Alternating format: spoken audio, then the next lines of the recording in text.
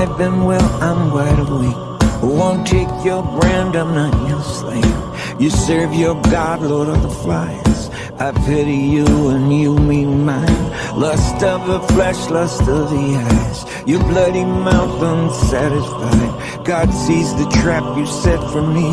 He'll not be mocked, I will be free. We will not bend, we will not break. How dare you touch what God gave? We'll never give in, never give up, never back down, never surrender, never surrender. Your fear will not make me behave. I won't march in your masked parade. Your hollow threats won't shut me up. I won't bow down, enough's enough. You say you'll give us what we need, as if you own the air we breathe. Stand up 100 million strong. Thought we'd lie down, well you thought wrong. We will not bend, we will not break. How dare you touch what God gave? We'll never give in, never give up, never back down, never surrender, never surrender. I walk through the valley of the shadow of death. Just keep going, keep on going. Jesus with me every step. Just keep going, keep on going. Walk through the valley of the shadow of death. Just keep going, keep on going. Jesus closer than my breath. Just keep going, keep on going.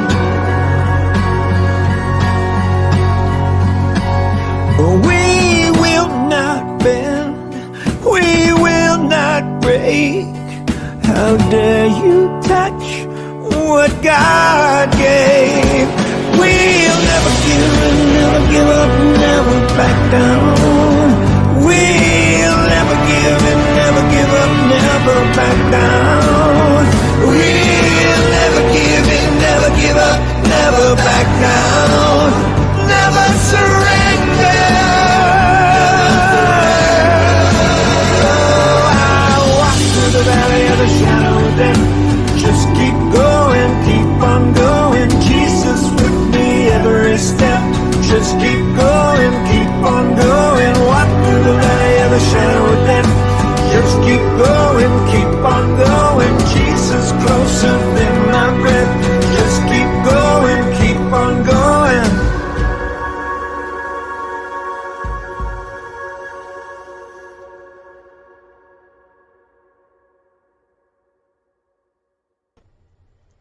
Hello, hello, hello. Thank you all so very much for joining me tonight. My name is Jen, and it is Wednesday, March 23rd, 2022. As you guys are coming in, you know the drill. Please let me know where in the world you are watching us from. Right now, we are live on my Facebook page. We are live on YouTube. We are live on Twitch, and we are live on DLive. We are also live on a couple other places. I have a special guest tonight. I'm so excited to have him with me. I'm going to be bringing him on in just a second to say hi to all of you. But first, let's see where everybody is from. We have Carrie saying hi, or hello to the beautiful people from Ontario. Pammy says hello from California. Amanda missed the song, hi from UK. Alyssa says hey from Saskatchewan. Gail says good evening from North Carolina.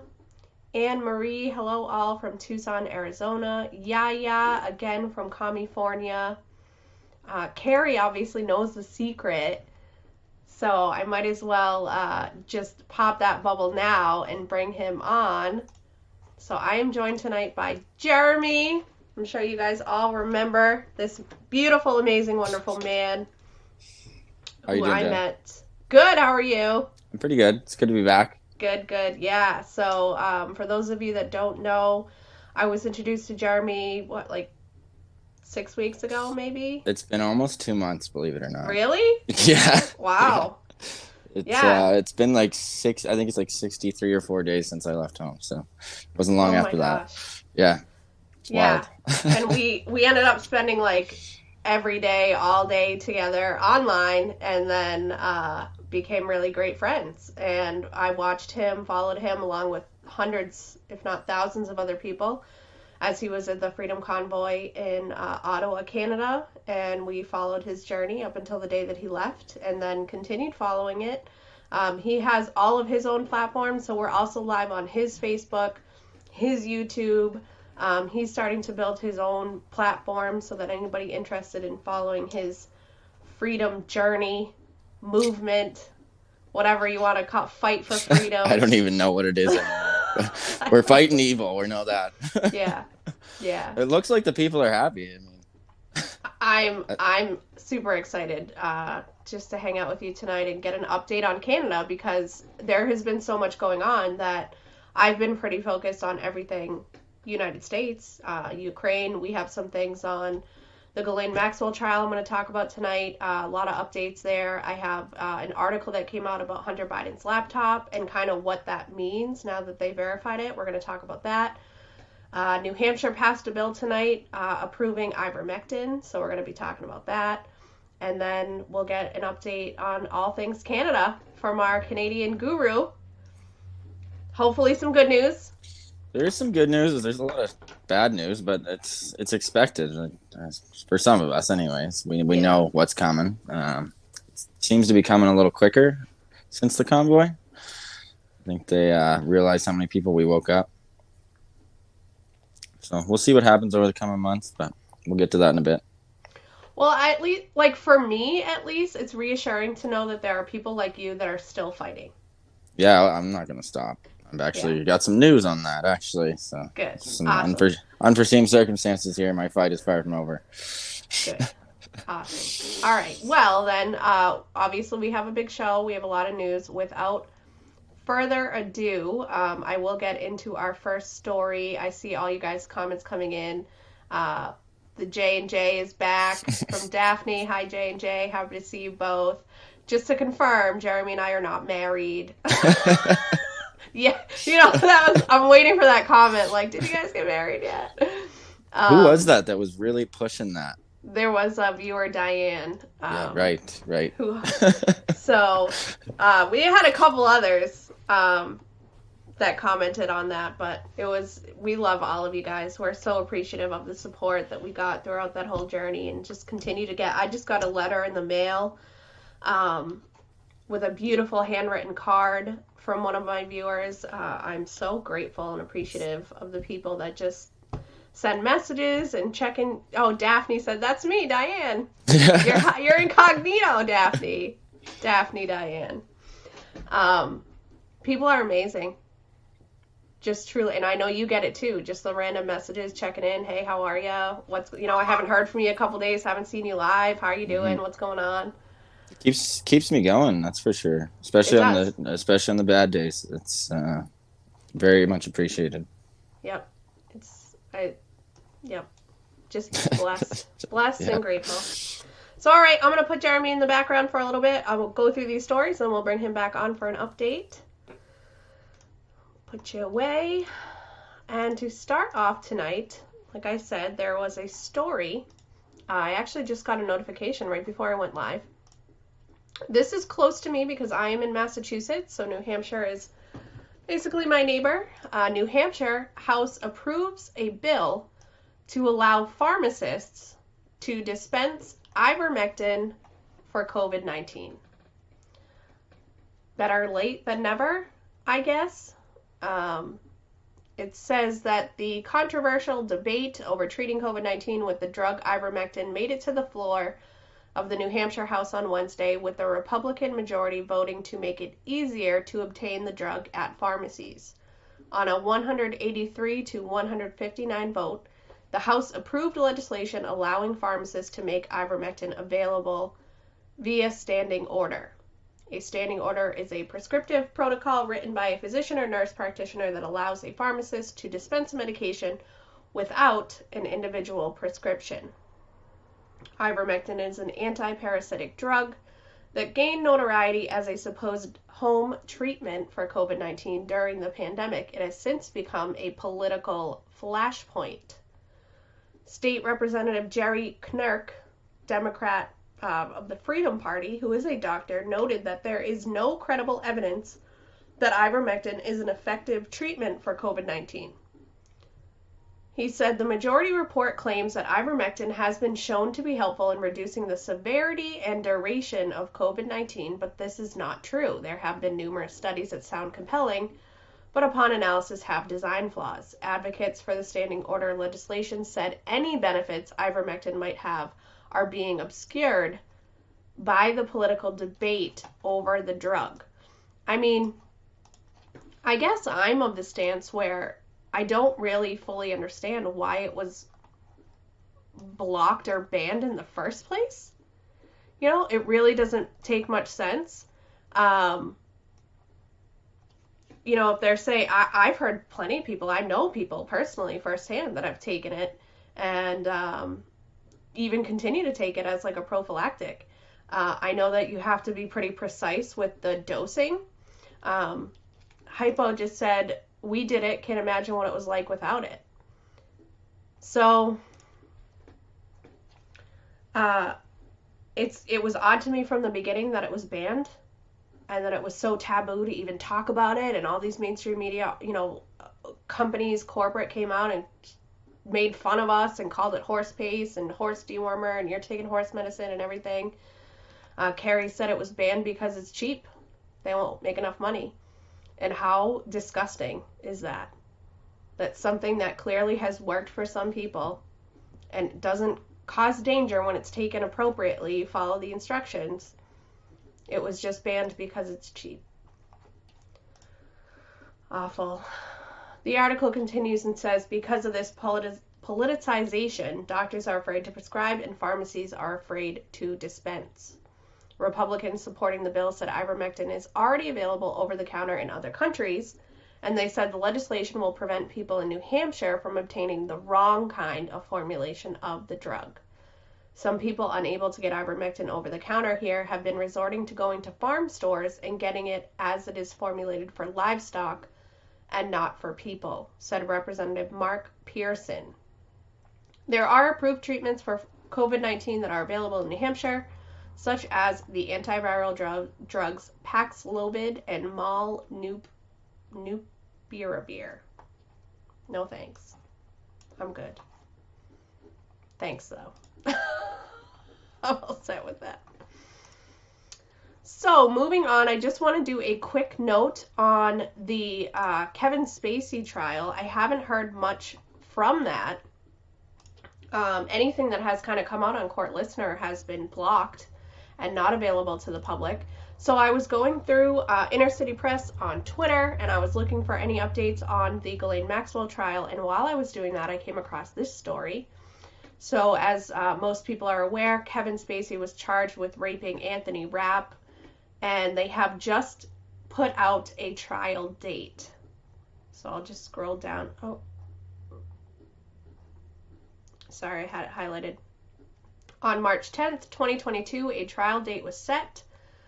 This case is set for trial on October 4th, 2022 at 9:30 a.m., subject to any changes warranted by pandemic circumstances. So not too much of an update, but at least we know that it is still continuing. If you want to look at any further information about this trial, just beware that you cannot search for Kevin Spacey. He included the last name Fowler. He added that. So it's Kevin Spacey Fowler versus Anthony Rapp for any legal documentation. If you just search Kevin Spacey in any of the court websites, you won't find anything. He conveniently added that last name to it. Sneaky, sneaky. And then we have the Ghislaine Maxwell trial, which I'm going to pull up the documents. I have about 6 or 7 documents to go through.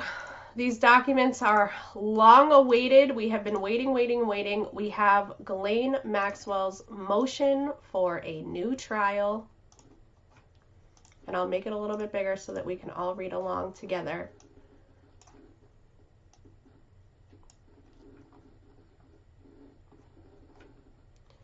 My computer's being a little slow here. Come on, you can do it. There we go.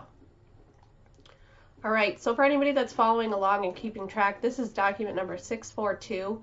It was filed on March 11th. The original was actually filed maybe about a month prior. The defense filed this motion for a new trial, and they wanted it sealed. And a bunch of media companies came out and said, no, absolutely not. That information should be available to the public. We do not want it sealed. The government also concluded with that. They agreed, no, it should be available to the public.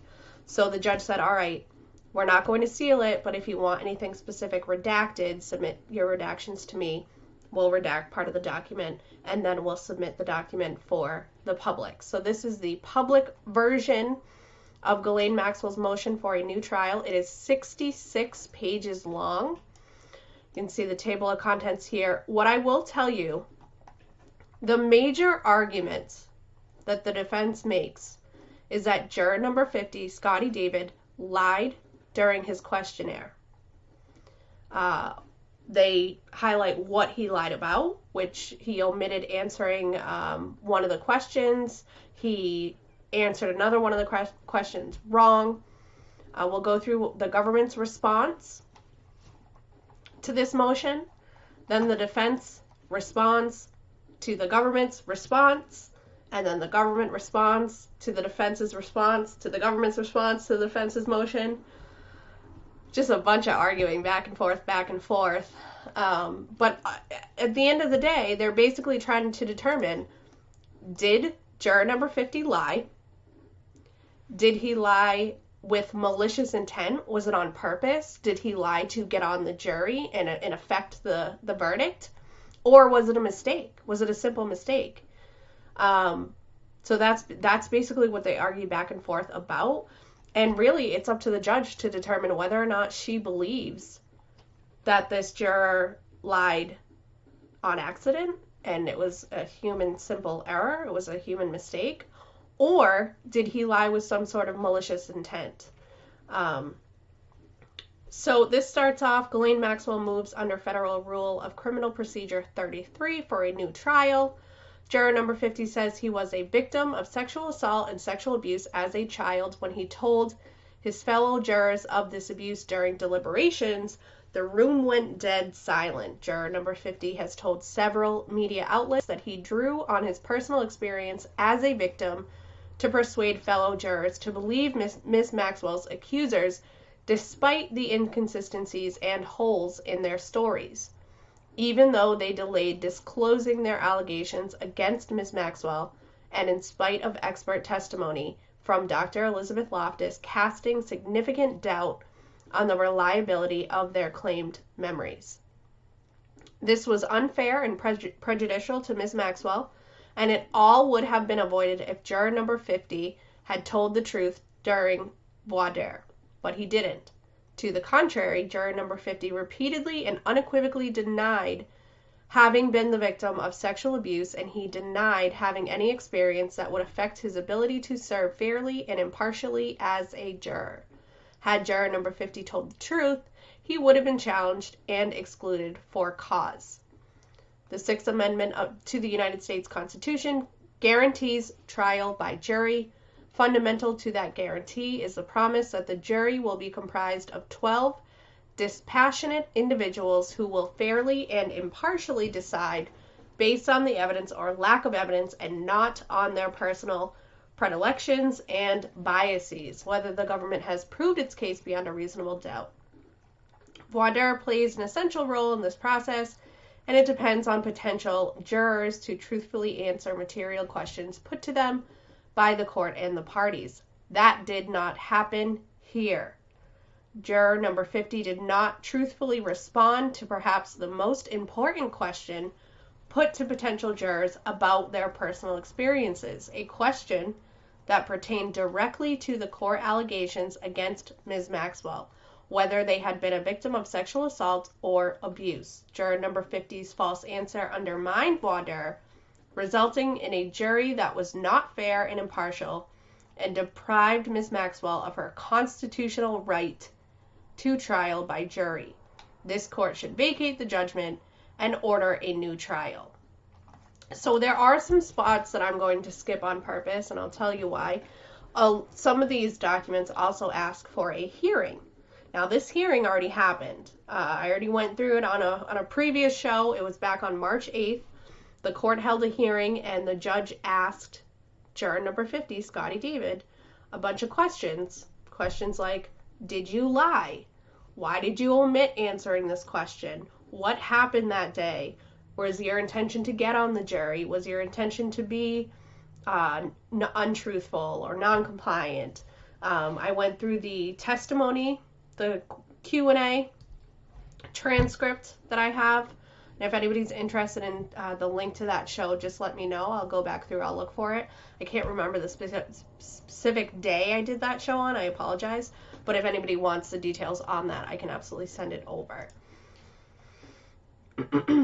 So, to start off this trial, they had 700 potential jurors.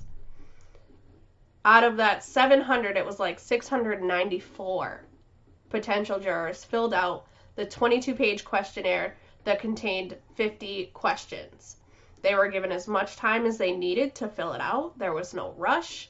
And once the defense and the government got those questionnaires back, they then rooted through all of the answers, and they put people into 4 different groups.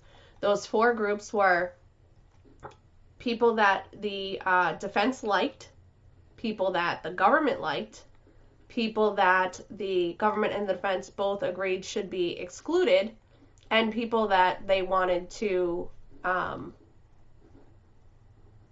think people that they were unsure of was the 4th group. So after they did this kind of grouping, then they asked one-on-one questions, and they had each of the jurors, they broke it down from the 694, they broke it down to like 50 jurors, potential jurors that were going to sit for this trial, and they started asking them direct questions on the stand. So, just going through to the next part. Prior to trial, defense counsel also proposed that the court individually ask each juror in person several questions, including, have you or anyone close to you ever been the victim of a crime? And have you or has anyone close to you ever been the victim of a sexual crime? The government objected that the questions were duplicative. You know what I'm trying to say. I can't talk tonight. Duplicative of questions included in the proposed voir dire and should not be asked again. The defense responded in part that asking the questions live, when the jurors' reactions, hesitations, explanations can be explored by the court and observed by the parties, will aid in the selection of an impartial and fair jury. The court denied the defense's request. Obviously, the defense is saying, well, if you had let us ask these questions, this never would have happened in the first place, because maybe juror 50 absolutely did just accidentally, mistakenly miss answering this one question, but when he had been asked in person, one-on-one later on, it would have prompted him to remember and say, oh yeah, that's right, I'm so sorry, I messed up on the questionnaire. But the defense was not allowed to do that, and that's one of the reasons why they're now arguing. Juror number 50 appeared for his voir dire on November 16th. Because juror number 50 answered no to all the relevant questions about sexual abuse, sexual assault, sexual harassment, and being the victim of a crime, his voir dire was very brief, spanning just 7 pages of transcript. The court did not ask juror number 50 whether the abuse he suffered would make it difficult to be a fair and impartial juror, whether he would be biased against Ms. Maxwell, whether he could set aside any bias he might have, or whether he could fairly and impartially evaluate Ms. Maxwell's defense, which challenged in part the reliability of her accuser's memories. As to the questions the court did ask, most of which addressed his personal background, juror number 50 was not always truthful. For example, the court asked juror number 50 if he used social media. He said that he recently ended a relationship, so he deleted them and was fully off it right now. Asked, what do you use? Facebook, Twitter? Juror number 50 answered, I used Facebook and Instagram, but he did not mention any Twitter account. Juror number 50 said he deleted his account the week before. In fact, as described below, juror number 50 had a Twitter account created in April 2021 that he did not delete, and he used the account to tweet about the interviews he gave following this case and to communicate directly to Annie Farmer. It's always the Twitter tweets that are getting people in trouble every time, but the defense brings this up because they say, well, if he could lie about something so trivial as having a social media account or deleting it or being off of it or what have you, what else could he possibly have lied about? Because they went on to Twitter and they went on to Telegram and on to Instagram or Facebook, whatever it was, and said, look, here he is, here's his account, it exists, he lied to us. Why did he lie to us, and what else did he lie about? The lack of follow-up questions for juror number 50 contrasts with other jurors who honestly disclose their history as victims of sexual abuse, sexual assault, or sexual harassment. So they mentioned juror number 55. They had asked some questions about that. The final composition of the jury, 694 potential jurors answered the 50-question questionnaire. Any of these details, personal details, are obviously redacted. More redactions. Of the 5 jurors seated as alternates, none disclosed on their questionnaires that they were victims of sexual abuse, sexual assault, or sexual harassment. Of the 12 deliberating jurors, none disclosed on their questionnaires that they were victims of sexual abuse, sexual assault, or sexual harassment. Now, personally, I find this little tidbit really interesting because when you look at like a trial by jury and you hear it's a jury of your peers, I looked it up today, and the statistics are that 1 in every 6 American has personally experienced sexual assault. So if you have 18 people, 12 deliberating jurors and 6 alternates, that would be 18. 1 out of every 6 would be 3 out of 18. So a jury of your peers, by the statistics, would most likely result in 3 of those 18 people having personally experienced sexual assault. Now, the defense argues that basically there are different types of sexual assault. And while some of the people in the potential jurors had experienced things like inappropriate touching or harassment in the workplace or things of that nature, and those are different types of sexual assault than what Ghislaine Maxwell is being charged up with and what her victims experienced or allegedly experienced and what they would be testifying on. Scotty David, juror 50's alleged sexual assault, was so close and so similar to the sexual assault that the victims of Ghislaine Maxwell, like Jane and Carolyn and Annie Farmer, all experienced. That is the problem that they are having with it. So they said, the defense said, out of all the 18 sitting jurors, none of them had experienced sexual assault in their past, or so they thought based on the voir dire. But if anybody had experienced sexual assault during the questionnaire, they asked questions to get to the bottom of it, get more details on it, and then they were removed for cause. But because juror number 50 did not answer truthfully on his voir dire, he couldn't be removed for cause because they didn't know they had to ask those specific questions. It's very nitpicky and very argumentative, back and forth, just trying to pick apart the details. So they cite juror number 50's statements to the media. One was the interview with the Independent. Juror number 50 admitted to being a victim of sexual assault and abuse, telling Ms. Osborne Crowley that he revealed the abuse to the jury and that his story was fundamental to the jury's verdict.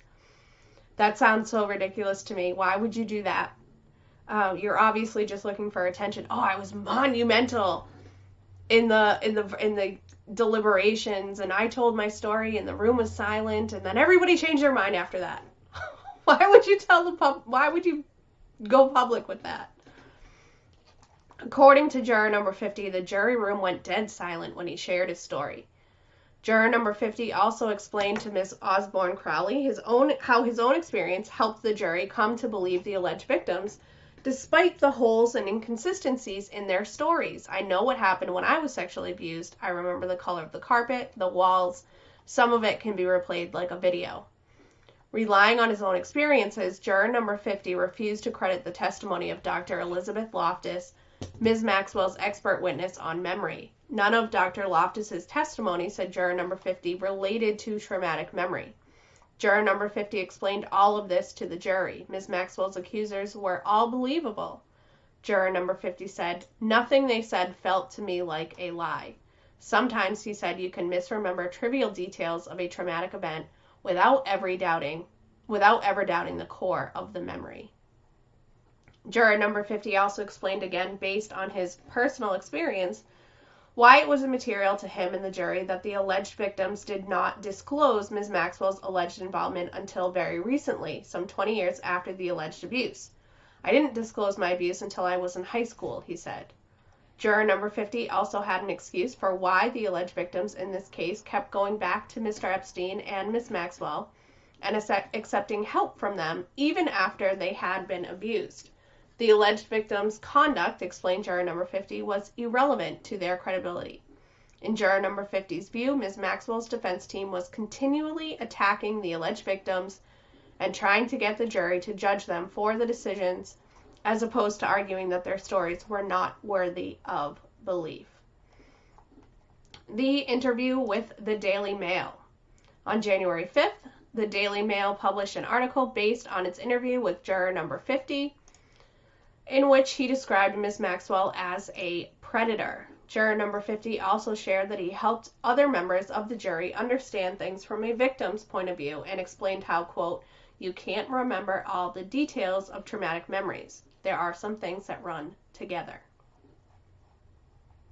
So, I mean, based on this, it sounds like he absolutely swayed some of the other jurors. Now, had he answered his questionnaire honestly and completely, and the defense put him on the jury still regardless, it wouldn't be a problem. It would just be one juror talking to another, sharing his personal experiences. But because the defense did not know that he had personally experienced sexual abuse, he was on the jury, they came to a verdict, then he went out to the media and spoke publicly, and now the defense is saying, whoa, hold on, we didn't know any of this. We should have been told this prior. He never should have been on the jury, and that's why we need a retrial. Juror number 50 elaborated about the purpose and effect of his disclosing to the jury that he was a victim of sexual assault. According to juror number 50, coming to a unanimous verdict wasn't easy, to be honest. In fact, several jurors doubted the credibility of Jane and Carolyn. When I shared that I had been sexually abused, recounted juror number 50, the jurors who had doubts were able to sort of come around on the memory aspect of the sexual abuse. That right there is pretty monumental. Pretty monumental.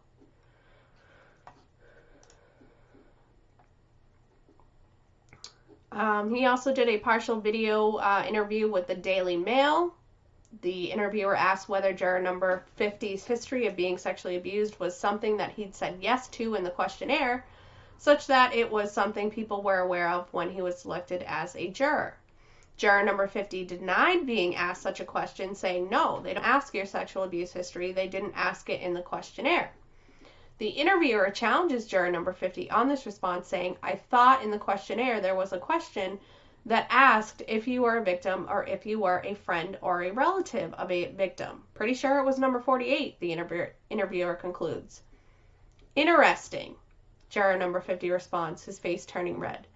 The interviewer notices that juror number 50's face is flushing, saying, "You're not out in the sun right now." Juror number 50 stumbles to respond, No, I know, my face is red because I can feel the blood, but I honestly, that's why I answered it that way. I don't remember it being there. But I did answer. I definitely remember a family or relative or something, but being sexually abused, I was honest on all my questions." if you remember when I covered the hearing, he had said I flied through it. I had just been through a breakup. I wasn't really focused. I just wanted to get it done with and get it finished. I just ran through it as quickly as possible, and I'd submitted I didn't want to be the last one done. Is it a human error? Is it a simple mistake? Was it on purpose? Did he not answer it because he didn't want to be asked about it publicly on the one-on-one? And so he didn't want to be embarrassed and have those details come out? I don't know. I can see the defense's side of it, and I can also see the government side of it. The government basically just said, look, the guy made a mistake. He admitted he made a mistake. It was a horrific, embarrassing mistake, but it was a mistake. There was no malicious intent. He didn't lie on purpose. It was a mistake. He made a mistake. And there should not be a retrial because there is a specific law that you need to meet the criteria of in order to get a retrial, and the defense is not doing that.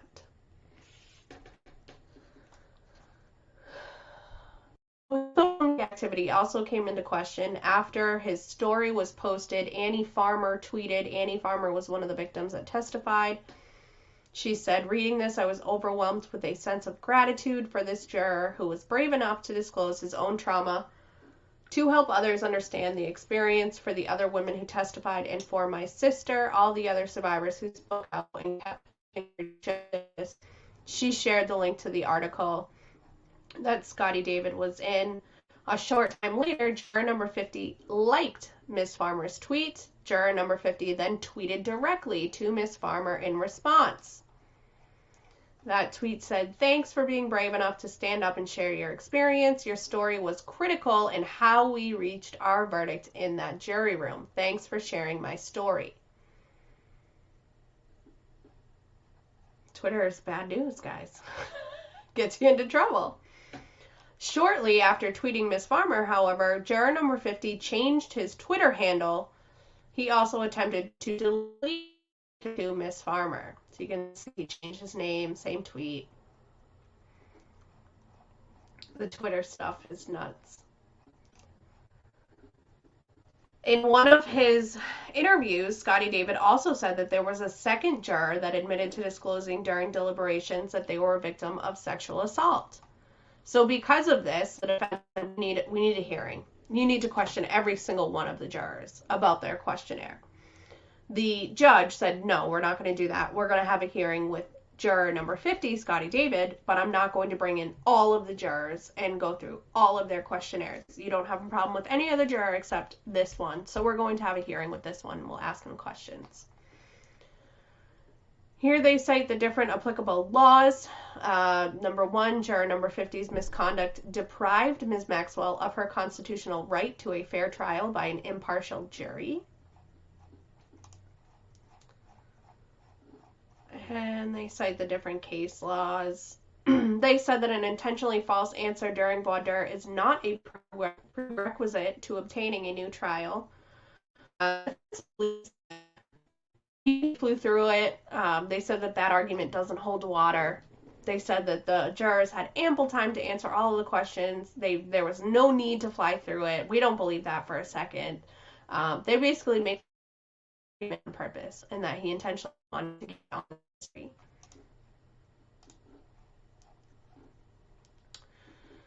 So because of this, Ms. Maxwell is entitled to a new trial. This court must order a new trial if Ms. Maxwell can make 2 showings. First, that the juror number 50's response was false, and second, that the correct response would have provided a valid basis for a challenge for cause. Even without an evidentiary hearing, Ms. Maxwell has made that showing here, because juror number 50 did not truthfully answer material questions during voir dire, including questions 25 and 48.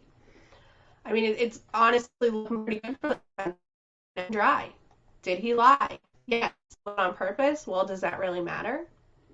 The government argues that it does, and the defense argues that it doesn't. So it's going to come down to the judge to decide whether or not a new trial is warranted.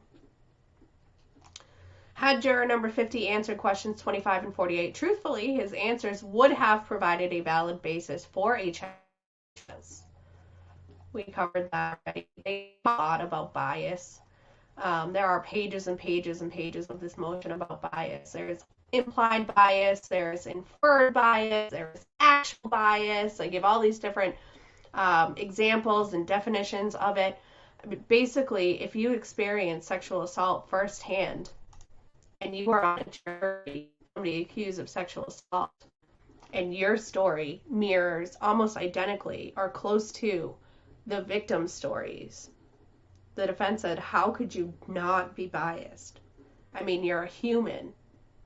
It's entirely possible that you had some sort of bias, whether you even acknowledge it or not. It might be subconsciously. But if you experience that firsthand, and now you're sitting here and you're listening to stories, you must have some sort of a bias, just inherently. So now they're claiming that juror number 50's answers to questions 25 and 48 were intentionally false. They say that Ms. Maxwell does not need to prove that juror number 50's voir dire answers were intentionally false, as explained above. She need only prove first that the juror's response was false, and second, that the correct response would have provided a valid basis for a challenge for cause. Nevertheless, assuming this court concludes that Ms. Maxwell must provide juror number 50 intentionally misled the court in falsely answering questions 25 and 48, Ms. Maxwell has easily met that burden. There are at least 6 reasons to believe juror number 50 acted intentionally. First, watch the video. Being confronted with his false answers to appreciate that he acted intentionally. He really flushed and turned red. He grasped for words.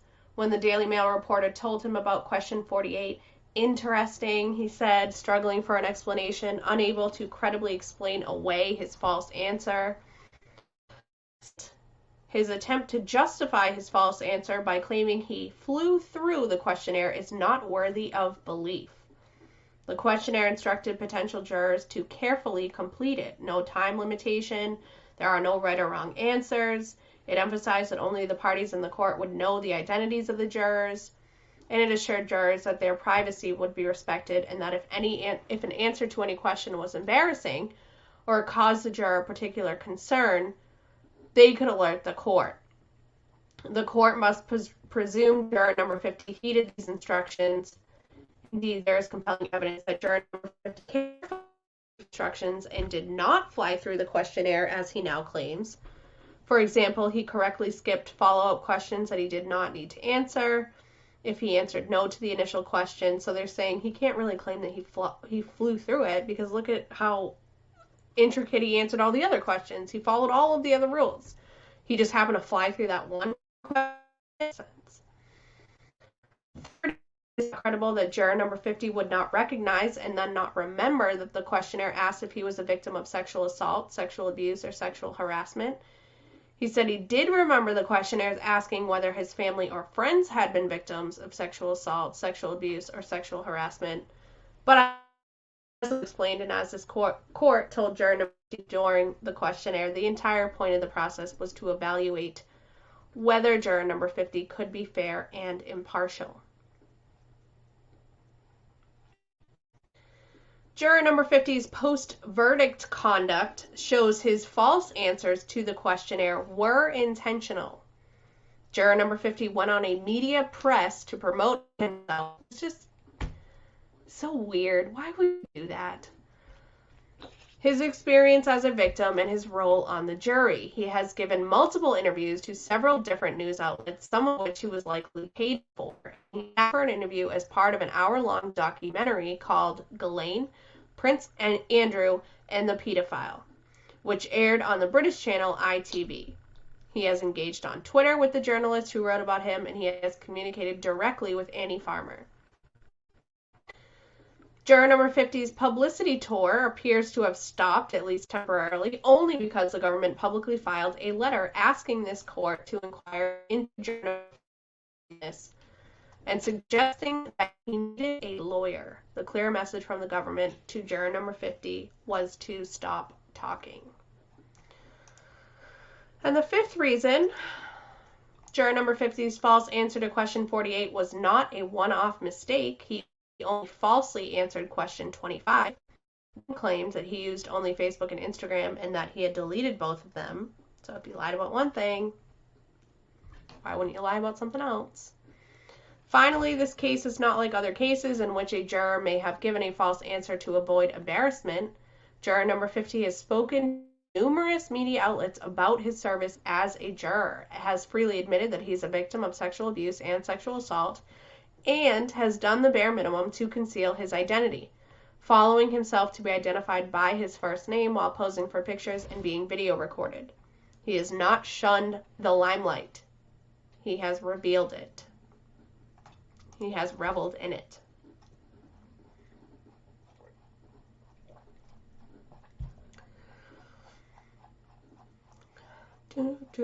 66 pages long of this motion. This is all about the hearing that they wanted, with all of the jury, all of the 18 jurors. But the judge denied that hearing. So in conclusion, the purpose of voir dire is to expose bias or prejudice on the part of the venire men, and there must be sufficient information elicited on voir dire to permit a defendant to intelligently exercise not only his challenges for cause, but also his peremptory challenges. For its part, this court expressed confidence that its voir dire process would smoke out a juror who was dishonest. This relied on the court's process, and the court and the parties relied on the presumption to which everyone is entitled, that potential jurors would carefully and honestly engage in voir dire. Unfortunately, we now know that juror number 50 and at least one juror did not honor their obligations to give only truthful answers. They are no longer entitled to the presumption of honesty. Because Ms. Maxwell's jury was not fair or impartial, and was not the fair and impartial one guaranteed her by the United States Constitution, this court should vacate the jury's verdict and order a new trial. In the alternative, this court should hold an evidentiary hearing and examine all 12 jurors. So they didn't do that hearing. But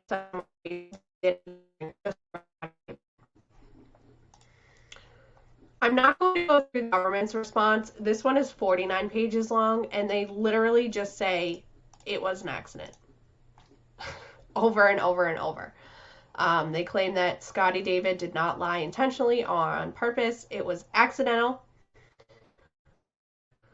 They say that the defendant is entitled to a fair trial, but not a perfect one, for there are no perfect trials. And it was a mistake. It was an accident. He made a mistake. And they cite reasons why it was a mistake and repeat what he said verbatim over and over and over, claiming it was a mistake.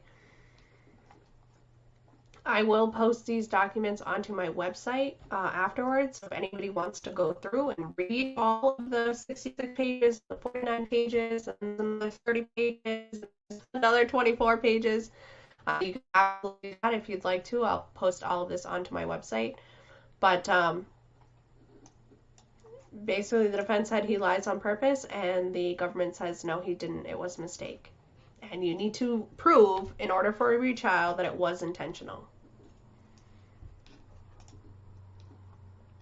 So again, we have, this one is 32 pages. This is the defense's reply in support of her motion for a retrial, for a new trial. This is the defense's reply to the government's response to the defense's motion for a new trial. There's a couple of exhibits that they each attached. This is the notice of the filing of the transcript. So like back on March 8th, they had the conference, the hearing, where Judge Allison Nathan had questioned juror number 50. The transcript is available. I'll make sure that that's on my website as well. And they're still continuing to go back and forth. This was submitted after the hearing, after juror number 50, Scotty David, answered the judge's questions. But just reiterating all of the same arguments that they had been making. He lied. See, he lied because he lied. The government says, no, it was a mistake. See, he said it was a mistake. Let's see. Laura said, I think Juror 50 was a plant by the defense. She was too arrogant during the trial. I think I even said something at the time like she knew she had an ace in the hole. I absolutely remember someone making that comment. I would not at all be surprised if it was you, Laura. She was disgustingly arrogant. Absolutely. I don't know. I really don't know. Like, you know, it's weird because I listened to the hearing, or I read the court transcript, the question and answers, and I felt for him. I could put myself in his shoes. I've been to court for jury duty and seen the massive amounts of people and been like, oh man, this is gonna take all day. And then having to sit down and answer these questions. He kept saying, I never thought I'd be picked for the jury. My wildest dreams thought I'd be picked. He said, I didn't even know who the trial was for or what it was about until we got into the courtroom. You feel for him, you know? He starts telling this personal story about how he take the train in, and that was an experience, and he just broke up with his boyfriend, and that, you know, he was distracted and thinking about that, and I don't know. I really don't know what I believe.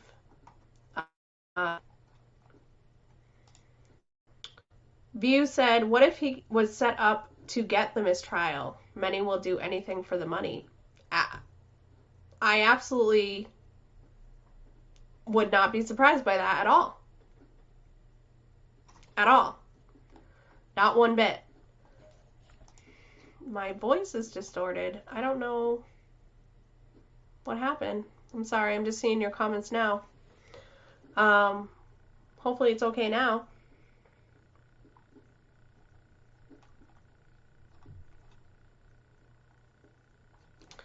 Let's see. Joelle said, so don't you think both sides would have looked over that question, what was gone over at the least?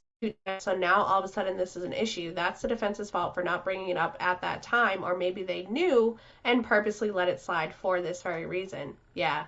I mean, the defense says, well, you omitted the answer. The questionnaire, it says, have you ever experienced sexual assault? Yes, no, and if you answer yes, was it self, friend, family member, acquaintance, and you could check your boxes. So the defense says, well, he didn't answer that one, so we didn't pry.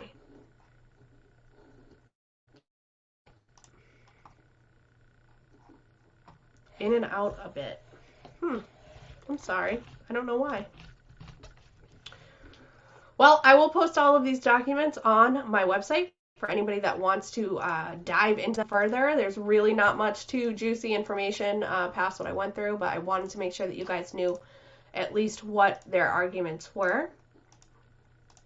And I really hope that my sound is better for this article, because this is a huge article that I want to show to you guys right now.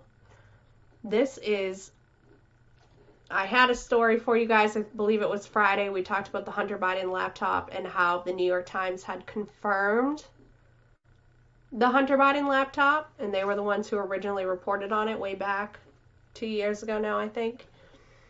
So this article is from The Federalist, and it says 8 Joe Biden scandals inside Hunter Biden's MacBook that corporate media just admitted is legit. This was from the other day. These scandals are no longer just about Hunter Biden. They are about now President Joe Biden, and we need answers.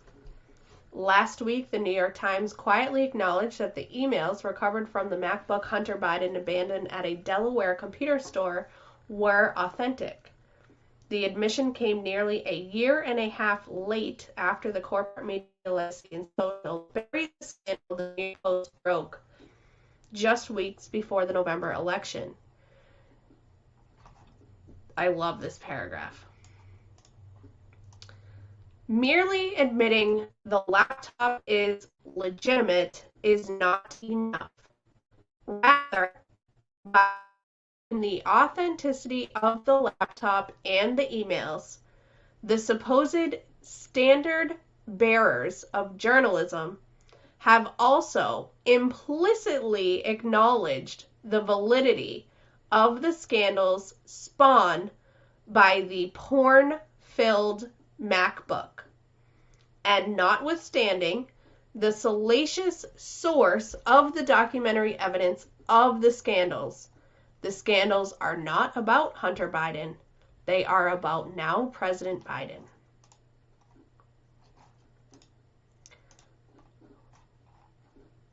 Wow.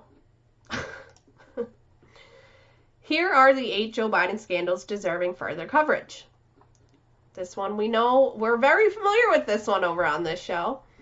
Pay to play in Ukraine. The most obvious scandal of the emails and text messages contained on his laptop concerns the influence profiteering Joe Biden apparently participated in during his 8 years as Barack Obama's vice president, with Ukraine featuring heavily in the pay-to-play scheme. In the New York Times, it's in its likely get coverage from last week, touched on the Ukrainian angle by noting Hunter Biden's connection to Burisma and then quoting emails recovered from the laptop indicating the younger Biden leveraged his dad's position as vice president. But the Times' surface coverage of the Burisma scandal doesn't nearly suffice. Surface, it was the Times made no mention of Hunter's appointment to Burisma Holdings Board of Directors at a reported salary of $50,000 per month during his dad's time as vice president. Hunter Biden had no experience in energy, so a deep dive on the entire Biden-Burisma connection is a first step. Well, we did that. So if you didn't get to see that story, that is on my website as well. We did a huge dive into that, linking Hunter Biden, Joe Biden to the Burisma company, Rosemont Seneca, Petro Poroshenko over in Ukraine. It's all there. It's all there. Number 2, China gets in the game. Ukraine is but a patch on the influence peddling undertaken by Hunter on behalf of the big guy, as the younger Biden referred to his dad. China also played a large role in the family enterprise, as demonstrated by, again, passing coverage in November 2021. Then the Times reported in brief that Hunter Biden's joint global equity firm, the Bohai Harvest Equity Investment Fund, had helped coordinate the purchase by a Chinese mining company of the world's largest cobalt source in the Congo. That deal gave China control over a huge chunk of the world's known cobalt supplies, an ingredient necessary to make electric car batteries. And the role of Hunter Biden's company, Bohai, in the transaction again connects directly to Joe Biden, as Hunter reported launched that new joint enterprise with Chinese business partners less than 2 weeks after he traveled to China on Air Force 2 with his then vice president farther. In exploring the scandal, the press needs to push beyond the emails recovered from Hunter's abandoned laptop and do what Tucker Carlson did when the pay-to-play scandal first surfaced. Talk to Hunter's former business partner, Tony Bobulinski. Bobulinski provides further proof that this scandal reaches the top of the Biden family.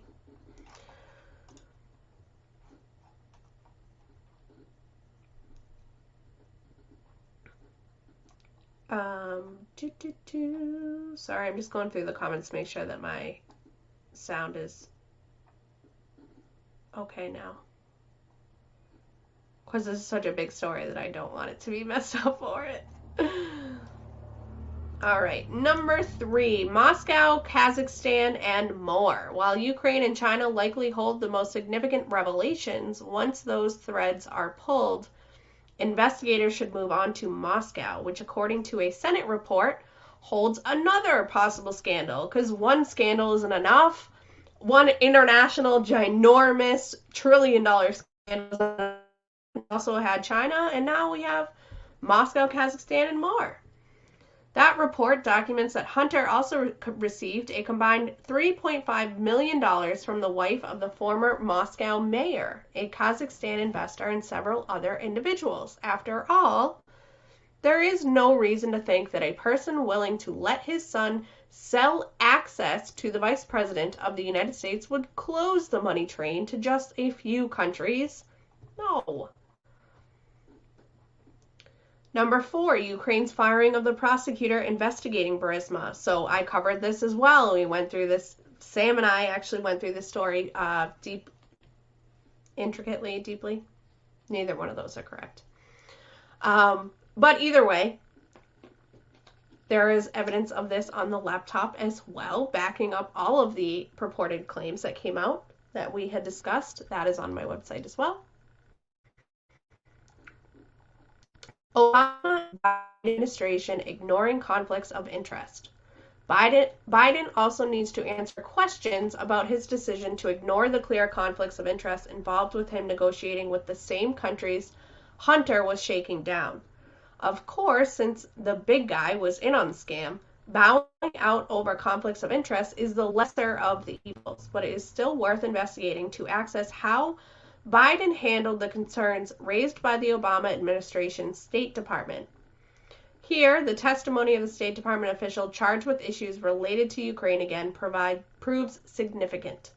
Kent told lawmakers that after learning Hunter sat on the board of Burisma, he raised concerns with the vice president's office about the relationship. I raised my concerns that I had heard that Hunter Biden was on the board of a company owned by somebody that the U.S. government had spent money trying to get tens of millions of dollars back, and that could create the perception of a conflict of interest, Kent testified before House members in October of 2019. That I recall hearing back was that the vice president's son, Beau, was dying of cancer and that there was no further bandwidth to deal with family-related issues at that time. That was the end of the conversation. The question for now President Biden then is whether anyone in his office raised concerns about the clear conflicts of interest with him personally, and if so, why did Biden ignore the problem?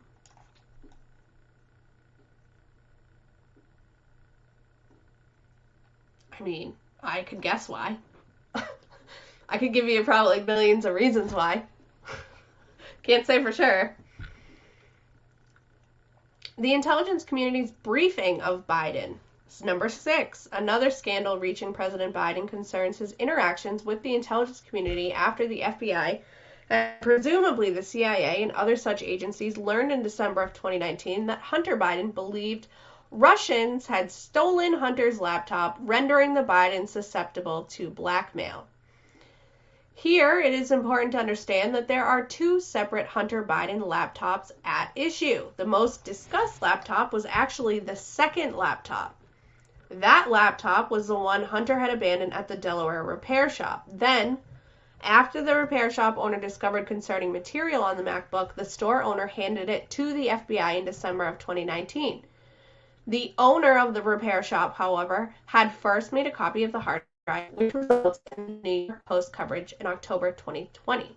But there was another laptop, one that Hunter believed Russians had stolen from him when he was binging on drugs with prostitutes in the summer of 2018 in Las Vegas. While the public did not learn about the existence of this earlier laptop until August of 2021, the FBI knew about it as early as December 2019, when they took possession of the second laptop Hunter had left at the repair store. Among other material contained on the second laptop was a video of Biden recounting the circumstances of the laptop disappearing with some Russians.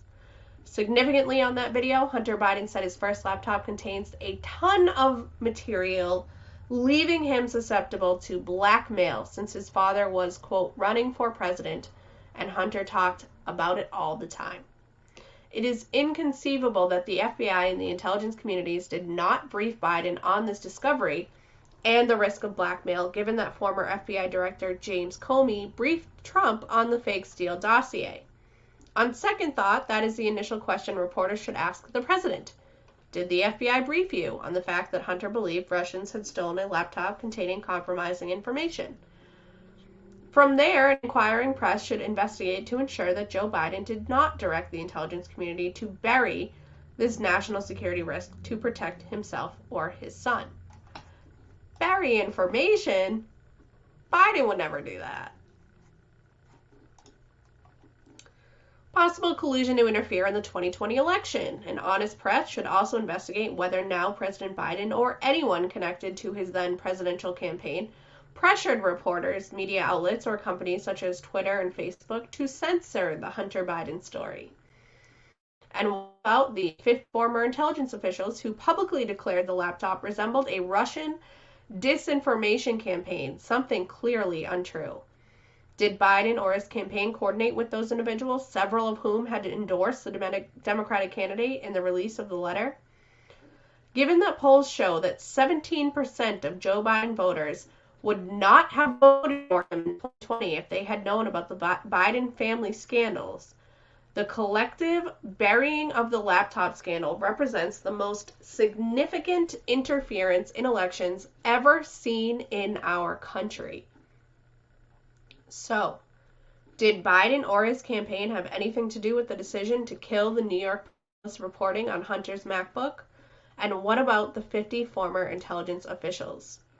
From there, the follow-ups flow quickly. Who was involved in the push to silence? Who were the executives or journalists who bowed to their demands? Who coordinated with the intelligence officials? Were any threats or promises made? What were they? What did Joe Biden know? What about other Democrats in the Democratic National Committee? And number 8, Joe Biden is a lying, dog-faced pony soldier. The final Joe Biden scandal the press should push President Biden to answer concerns his lies to the American public. While there are too many to count, 2 merit further questioning. First, the media should demand Biden for answers for lying to the country when he seethed, "I have never discussed with my son or my brother or with anyone else anything having to do with their businesses, period." The evidence overwhelmingly shows that Biden not only knew of the family business deals, but he was a part of them.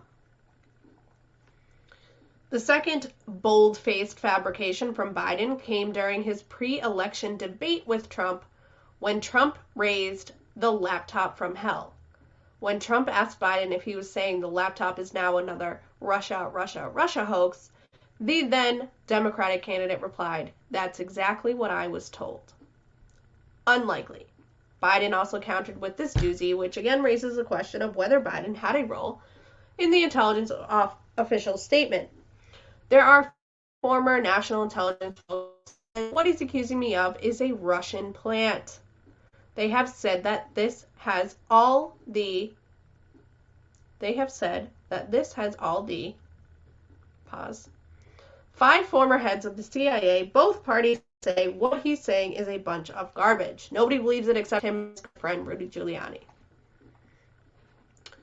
We can now add the New York Times to Giuliani. It remains to be seen, though, whether the old gray lady and the other legacy outlets will report on the further scandals the laptop revealed, the ones that reached the President of the United States. Well, I can't tell you whether or not the mainstream media will dive into any of these stories, but I can promise you that I will. And I have already. So I already dug into the Ukraine scandal. Right, we did a couple articles on that on the website. Anything else I'm not aware of, I will absolutely dive into you for, and I will even pick this apart like section by section. We'll go 1 through 8 and make sure that I have all the information and then give it all to you. It's amazing to me that the New York Times, I mean, it like Trump said, it's another Russia. It's not true. It's not real. It's fake. And then all of a sudden, 2 years later, oh, this laptop, it exists and it's real, but let's just not talk about it. It's crazy. So, I'm going to bring Jeremy on in just a second here.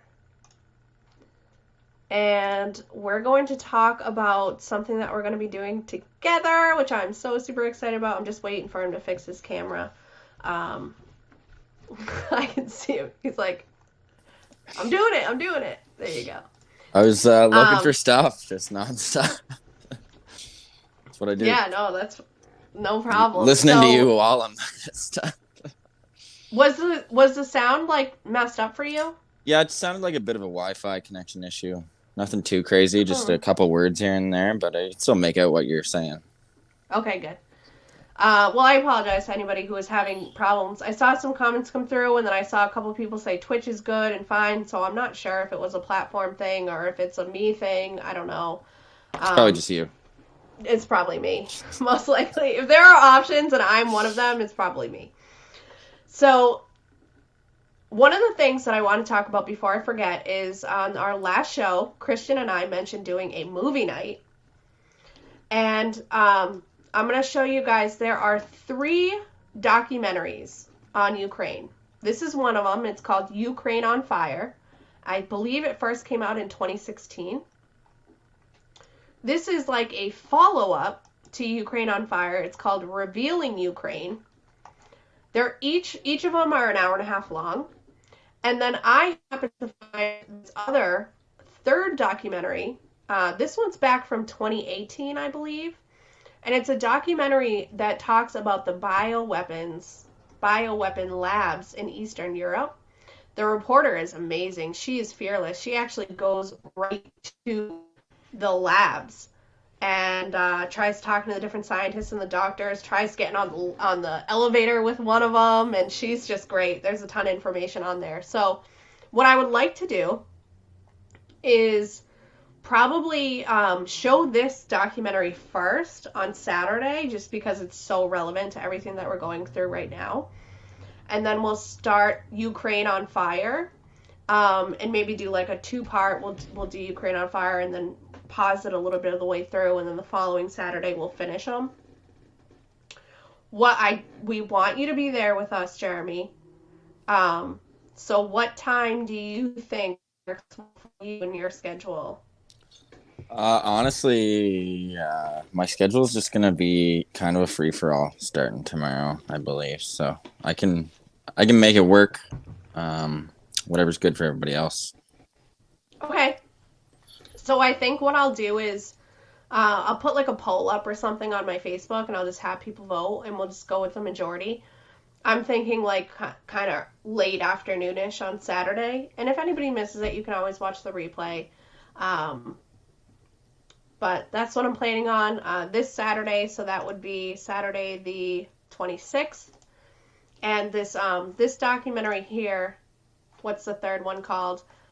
Diplomatic Viruses. I found this on InfoWars through the Alex Jones show. And I watched it as soon as I found it, and it is good. It's good. So, all right. Well, that's all I have. I am so excited to just listen to you talk. Are you? I am. I've missed it. Well, you just asked me a couple hours ago, so I've got a few things. Yeah, I'll be more prepared. I'm gonna be just to tell everybody else too. I'll be more active every day again from now on.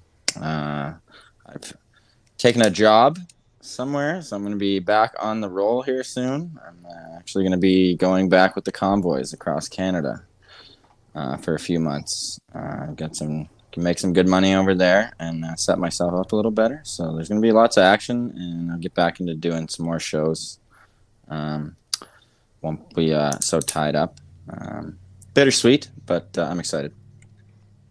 I'm excited for you. I know that. I'll let you just talk, but No, go ahead. I know that. I know it's been difficult for you since like leaving. Is it like a? I do my little shake when I don't want to get emotional. I know. Well, that's what I'm trying to not get emotional, but like, why do you think it's been so difficult leaving? Is it because things haven't really changed, or is it just because things were so kind of amazing there, the atmosphere was amazing there, that it's hard not still being there? I think it's a little bit of both for sure. Being where I am here, and BC is the 4th most vaccinated. They call it a district in the world. They're at 94%, including the 11 to 17s. And it shows. It shows for sure. I will never say anybody is a lost cause, but I will tell you one thing. BC is not going to save the world. not without some big help. BC needs help in themselves. Unfortunately, I can't be here for that right now. But there are many. The convoys are in BC right now. They're making their way. They're in about the middle of the province right now, Penticton, Kelowna area. And they're making their way south. I think they're going to kind of take it easy on the weekend and see some spots along the way. I think there was some little towns that had reached out and asked them to come by for a couple hours here and there. But they will be making their way down to Vancouver and Victoria either by the end of the weekend or the first of the week. I'm not sure how long they plan on being here. I'm assuming at least a week. And then traveling back east across the country. But yeah, I'm kind of getting sidetracked off your question there. That's okay. I think there's a lot of factors for sure. Some people will say, you know, oh, we got to do it this way and we got to be smart. And like, I'm not saying we shouldn't be smart, but we don't have a lot of time, folks. And I keep saying that and people think I'm crazy for saying that. And it's crazy to me for people to say that we don't have a lot of, or to think that we do have a lot of time, especially considering what they know and what they're seeing happen every day. I don't understand that logic, but I'm trying to get that perspective from others. I try to listen to what they have to say and why they think we have time. I will tell you, I rarely agree with it. And usually it ends with me showing them something and they're like, oh, maybe we don't have time. So I'm going to stick to my we don't have a lot of time theory because it's what I truly believe. And that, among some other circumstances, is the reason why I will be heading back on the road. Where, in what direction, I guess I'll ask you, because I'm not even going to ask you where you're going. There's no point in asking that. It's kind of like I have an end goal. Obviously, I'm going to be heading back with the convoys. The time being, it's kind of day to day. Tomorrow morning, I believe I'm going to the base camp in Nanaimo and then making my way either up island or to the mainland. So like I haven't even decided that yet. I'm literally trying to kill time and get to see things in the process, and also try to conserve money at the same time too and save it for the trip. So which isn't the easiest thing to do when you're popping couch to couch. But I am enjoying it. Like I said, there has been some circumstances, but I'm trying to see the positive in it all. And there are a few other things I wanted to talk about today. As most Canadians know, I'm not sure if you Americans have heard, Trudeau and Singh, the Liberals and the NDP, they basically teamed up yesterday. And they gave Trudeau power till 2025, basically saying they will not challenge anything. For anybody who doesn't understand what that means, it's a dictatorship. It's a dictatorship. But how do they just do, like, don't you have elections? Well, because now in the House of Commons, they have two parties voting for all the Liberals, whatever the Liberals are putting forward. So now the NDPs and the Liberals will just vote yes on everything. So anything the Liberals propose, the NDPs are voting yes on. So there's only one party left. Well, there's two parties. There's the People's Party, but they didn't get any seats in the election. So the Conservatives are the only other ones with seats in the House, and they are now a vast minority compared to two parties, which is very unfortunate for Canada. And another ties back to we don't have a lot of time. Candice Bergen, the interim Conservatives leader, she called it a power grab, but like I said, it's a dictatorship. This is essentially what it means. It's nothing can be challenged, and if it is challenged, it's just going to go to vote for the NDP, and they'll just vote it through. So it's we've got what are we 2022 early in the year, so we got another 3 years of this for sure, unless something happens. And how often were the elections before? Usually every 4 years, but he called a snap election in 2021, just in the fall. and I believe it was rigged for sure. I believe it was all the same as the American election. I really don't. I've talked to many people who usually vote Liberal, and they did not vote Liberal. So a lot of things don't add up. Elections Canada is even saying there was a lot of ballots lost, and that Trudeau, I think we talked about that a few weeks back. I had mentioned it on the live, and they had said that Trudeau actually only had 23% of the vote, including all the missing ballots.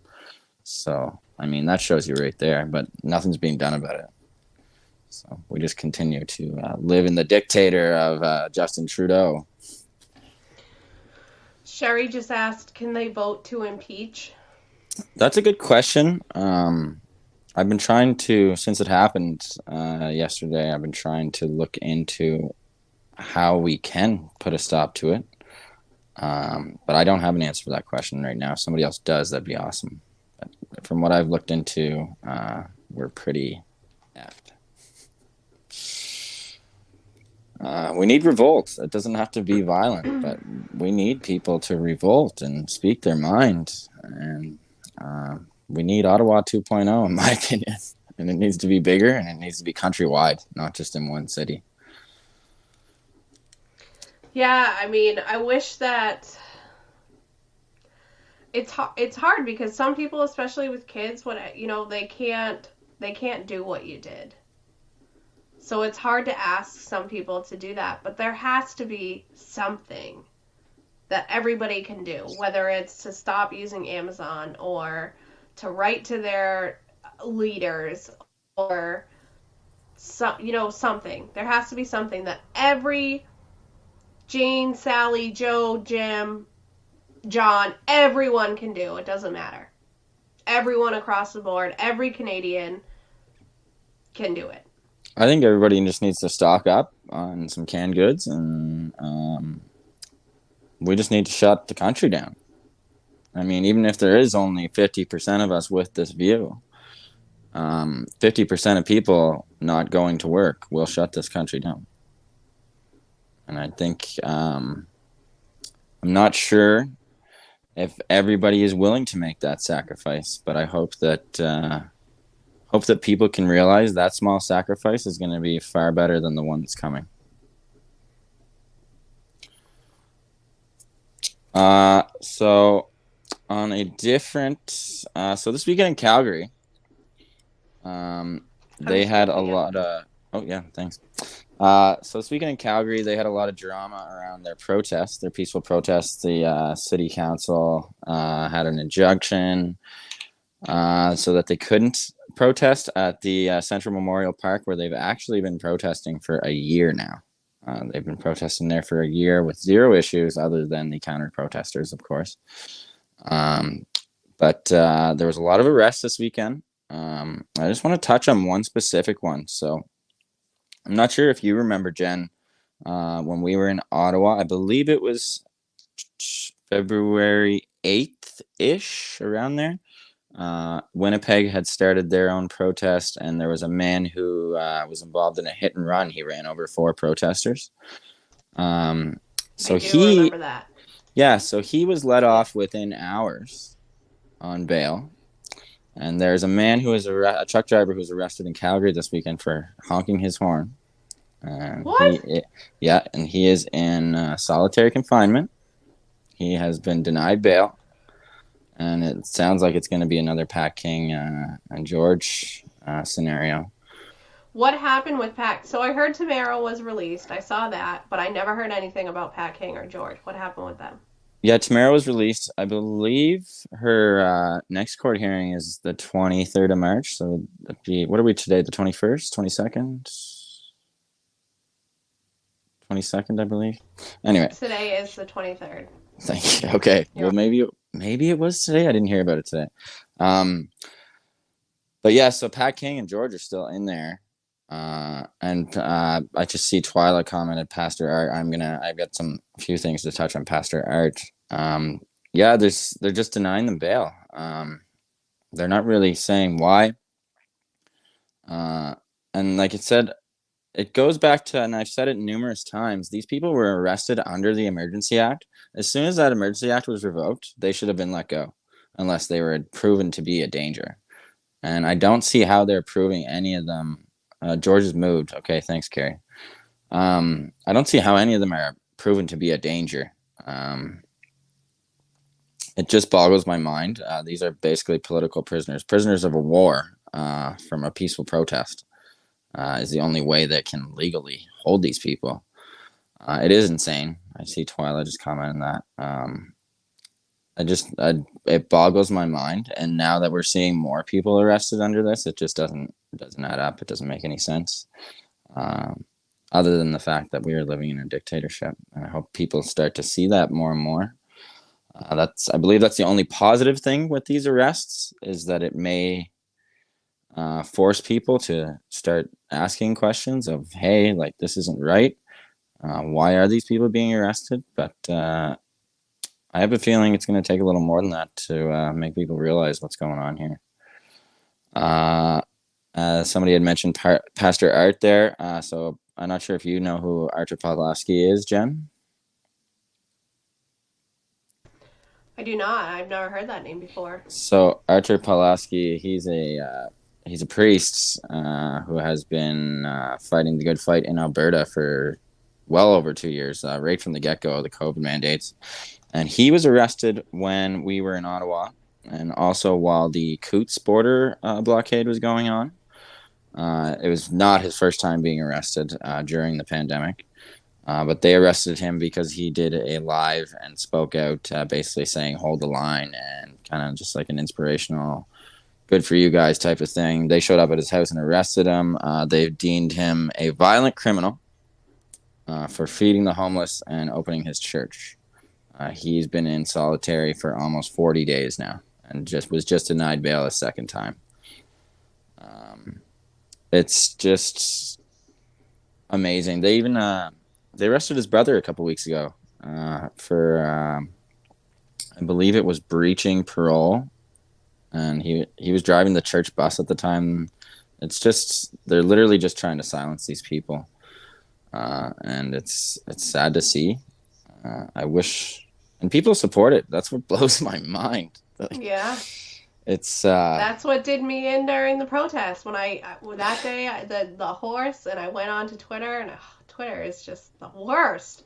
I went on to the Ottawa Police Twitter page and read what they had to say, and that just, it broke me. That did me in. That was it for me. Like, I could not. But people are supporting it. It's the same thing with all this I support Ukraine and changing your profile picture. I don't even know what you're supporting. You don't know. You're just, it's like that meme. Have you seen that meme with the computer chip in the brain? And they open up the brain and they take out the COVID-19 computer chip and they implant the Ukraine one. Like, that's what it is, though. It's scary. It literally is. It's insane. It really is insane. You have people that were experts on communicable diseases, and then all of a sudden they were experts on masks, and they were experts on vaccines, and now all of a sudden they're experts on foreign affairs and Ukraine. Like, you don't know what you're talking about. Yeah, you really don't. Have no idea. Like, touching on that too, Chrystia Freeland, the deputy prime minister, there was a picture floating around of her. She was holding a banner associated with the neo-Nazis in Ukraine. And for those of you who don't know, Chrystia Freeland's grandfather was a Nazi. He was a high-ranking Nazi in Germany. She has her ties. She's doing the same thing. But now that you can't find that picture anywhere, they're trying to deny it, of course, and all this stuff. But it's just, I had made a post earlier today, actually. Just, if there is anybody on here watching, and you are supporting Ukraine without knowing the facts, I would just like to let you know, you're calling us Nazis for flying a Canada flag. You are a Nazi. So by supporting Ukraine, you are supporting Nazism, you're supporting fascism, and it's going to come knocking on your door, and you're going to regret it. And you're going to come crying for help. Well, that's one of the main reasons why I want to show those documentaries, because there has been infighting in Ukraine for, what year are we in? 2022, so at least a decade, if not longer. Mm-hmm. And it's not, people have no idea. They have absolutely no idea that these neo-Nazi fascist factions have existed in Ukraine. In a on fire, because I watched it the other day just to kind of get a feel for it, and it shows Ukraine, and then they put like an overlay map, and they show the different wars that have happened in the Ukraine territory and the different countries that came to power within Ukraine. And every time that happened, little sections, people kind of stayed in those little sections. So you had people from Poland, you had people from Russia, Belarus, what have you, that all kind of, the USSR, that all kind of stayed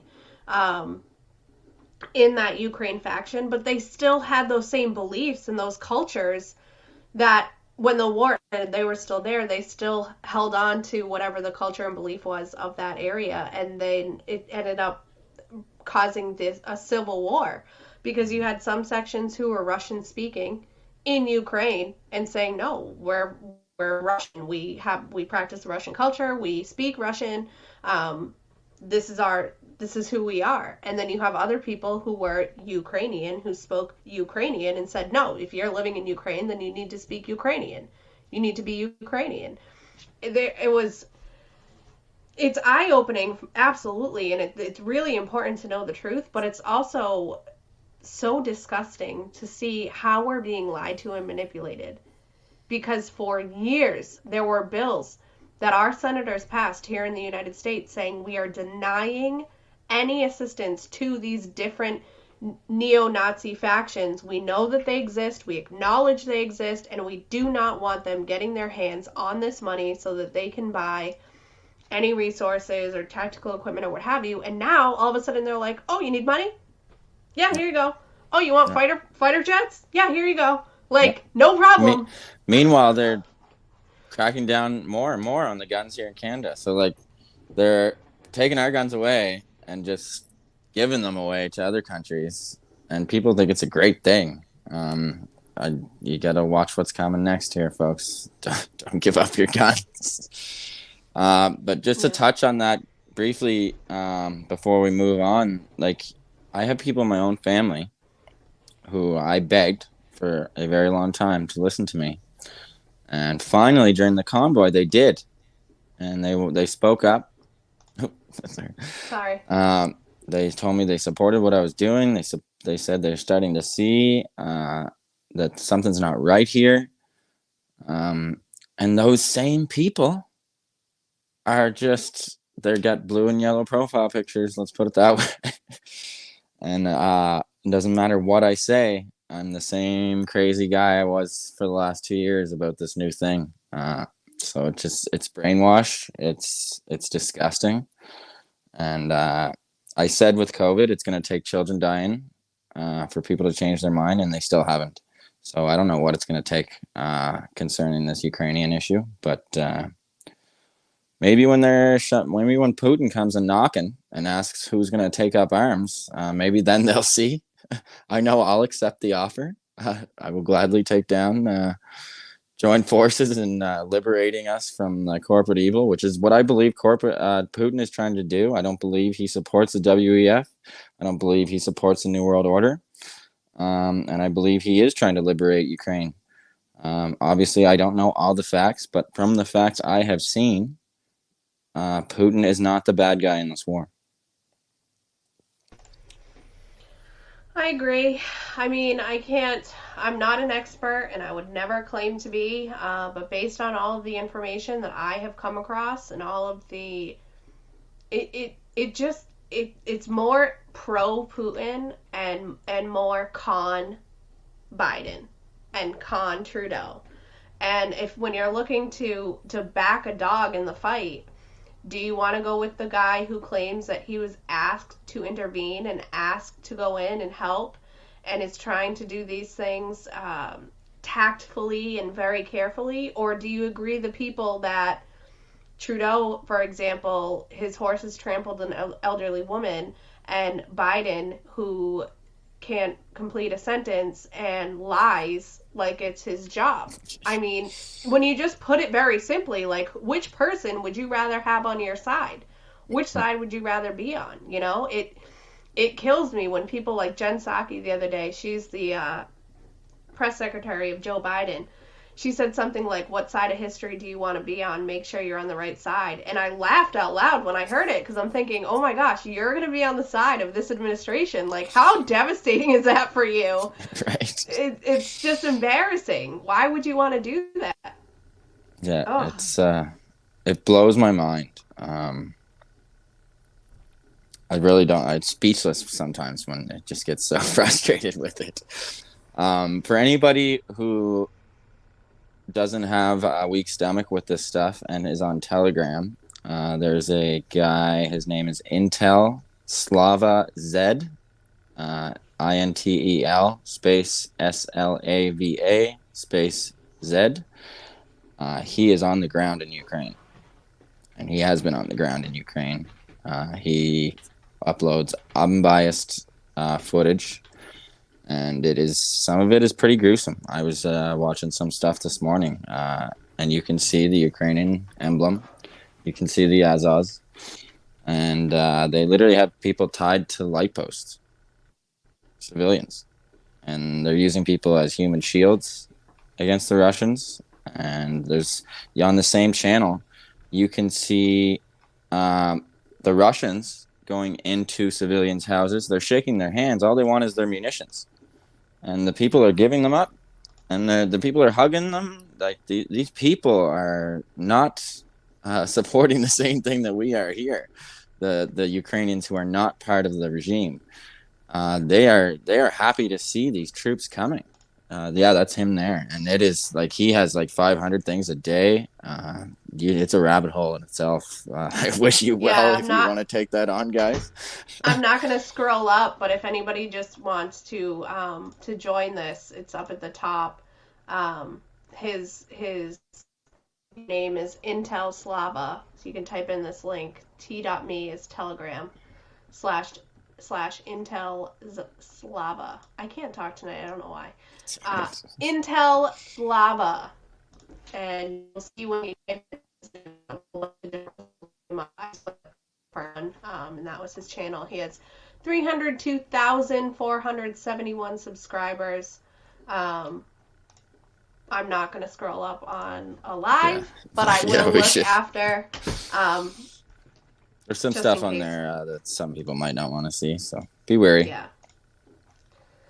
Yep, and use your discernment, as always. You know, there are liars out there, and I only personally believe things that come from people that I trust. So when you tell me something, or Christian tells me something, or Sam tells me something, I don't have to question it. But otherwise, I need to dig into it myself. I need to know, and if things aren't adding up, then I'll keep researching and keep looking, because CNN, CBS, ABC, it doesn't matter. I don't trust any of them. Even somebody was just saying they can't watch Hannity anymore on Fox because he's pushing the narrative. I stopped watching myself.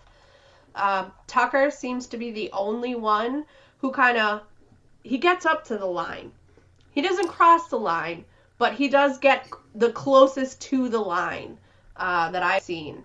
My take on Tucker to people is this, because I've turned some people onto Tucker, but I don't use Tucker Carlson as a means of getting information. I use Tucker Carlson as a means of having a chuckle at the end of the day about all this serious stuff. Yeah. Because since the convoy, people try to tell me, "Oh, you got to work on your mental health." Trust me, I enjoy watching this shit all day. Believe it or not, I do go out and I do go for a little walk and stuff, but I would rather be into this stuff. Like, I'll be sitting with somebody and they're like, "Man, like, are you just gonna keep looking at stuff?" I'm like, "Yeah, can't miss something." And so Tucker's my way of escaping a little bit with a little bit of a chuckle at the end of the day, but it's definitely not where I get my information. I don't know if you saw last night, Twitter censored him. I haven't. I did not watch his show last night. Nope. So I'm going to have to. Usually I watch, people ask me who I follow. So I watch Timcast IRL every night. It's usually a 2-hour long show. And they talk about current events and news. And when I'm reporting on something, or I stumble on something, and then all of a sudden I hear it elsewhere, that like confirms it for me. Like, okay, so it's not just me going on this crazy tangent and connecting these dots, right? So Timcast IRL is kind of like my confirmation, because they've been journalists for, a decade or whatever. They have a lot more experience than I do. So sometimes I think I just stumble on something and get lucky. But they have the experience and the knowledge and the training. So when I hear it on things like Timcast or Tucker, then I'm like, okay, it's right. real. Right. I think I've even done comfortable that now. to you. I think I've even sent you stuff and been like, am I crazy? Or does this, Yeah, does this yeah, go along? Some of it, like, you start connecting the dots and you think, there's no way that this could be real. Like, there's just no way. Yeah. Then all of a sudden you see it somewhere else and you're like, oh, wow. Oh shit, we are that fucked. Yeah. Excuse my language, but that's what I say. I'm like, because I'm pretty real. I'm a realist. And like, in saying that though, there was a time where I thought the things we discuss on a daily basis were far-fetched. Obviously, I don't feel that way anymore. But there's still times where I'm like, no. Mm-hmm. This can't be. And that's like, oh, the more I find, I'm like, fuck, shit. Mm-hmm. It's I still get scared on some days, people. we're not numb over here. No, but there is light at the end of the tunnel. So I saw that New Zealand dropped their COVID passports.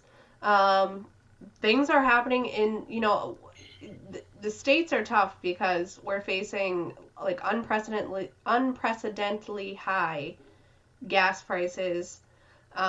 Whether or not people realize that gas affects everything, the price of gas affects everything. So the cost to transport the goods that businesses are selling, or to transport the ingredients or the materials needed to create the products that will then be sold, everything is costing more money. Everything is going up. It's going to affect everyone's bottom line. And also now we're facing a fertilizer shortage because Ukraine is a massive distributor of fertilizer. So not only is it going to cost us more money to have all of these goods produced and delivered to our places where we buy them, it's going to be harder for our farmers to grow the products, period. I read, sorry to cut you off, I just didn't want to forget. The only live I did last week, I touched on this for a couple minutes, and there's a stat by multiple business websites, Forbes included, that if fertilizer and diesel stays the way it is in America, the 20% of privately owned American farmers will go bankrupt this month. And I don't know if anybody knows who is the new biggest private landowner of farming in United States. Isn't it Bill Gates? Yes, it is. And who do you think is going to be ready to snap all that up? This is you control the health, you control the narrative, you control the food. That's when shit gets real scary. Yep. So, I mean, I've talked about prepping before. I'm going to show you guys this. I came across this couple. They are absolutely adorable. They're on YouTube. They're called LDS Prepper. I would absolutely go to their website, follow them. This is them right here on the second video announcement. They are just adorable. They are a phenomenal couple. I was watching, it was this video right here, How to Survive the Coming Food Crisis, that I watched. They give you a lot of great tips. They also have a website where you can buy seeds. You can buy different little self-defense equipment. They have books that you can buy. The woman she calls herself the backyard herbalist, and she taught herself all about different herbs that you can use for medicinal purposes and how you can build a first aid kit and different little medical terms and information that you can have. They also refer Wendy DeWitt very often. So here's another website I would highly suggest if anybody's interested in prepping to look at. This website is called momwithaprep.com. Wendy DeWitt has a sensible food storage video here, a couple of little printouts that you can have. The best piece of advice that I heard through these two different sources is, which I will be doing, I'm going to do a longer segment on it, but just because we're talking about prepping, I wanted to talk about it. So I have people all the time to ask me, like, how do I start? I don't know how to get started. How do I plan? LDS, which is Latter-day Saints, they basically suggest that you have 2 years of food and water stocked, storage, medicine. But a very basic, simple way that I would suggest any family right now is to think about the food that they eat on a weekly basis. Breakfast, lunch, dinner, snacks, dessert, beverages, right? Plan it out. So if every 2 weeks you kind of cycle through the same recipes, spaghetti and meatballs, meatloaf, chicken, whatever it is, right? Take your weekly menu and multiply that by 52. That's what you need for the year. Now, you can obviously substitute some things here or there, but that is going to give you the fastest rough estimate of, okay, how much food does my family need to survive in a year? And you could do the same, do a month. Do a menu for a month, for a week, and then say, okay, multiply this menu by 4. Now I need this much amount of food for a month, if you can only afford to prepare for a month. But break it down into simple, little, easy, digestible portions that you can start working on right away. It can absolutely be incredibly overwhelming to think, oh my gosh, where am I going to put 2 years worth of water? Where, I don't know anything about gardening. I've never gardened before, and now I need to harvest the seeds, and I don't know what I'm doing. I don't know. Focus on what you know. Take baby steps. That's another reason why building a community is so huge, because you can become your own expert on one thing. Master one thing. And then you go out and you start building a community, and somebody else is going to say, oh, you have chickens, I have cows. Let's trade, right? And you're the chicken master, you're the chicken expert, you know everything about the eggs and the meat chickens and what have you, and this guy can butcher the cow and they get the milk and the dairy, and you guys team up.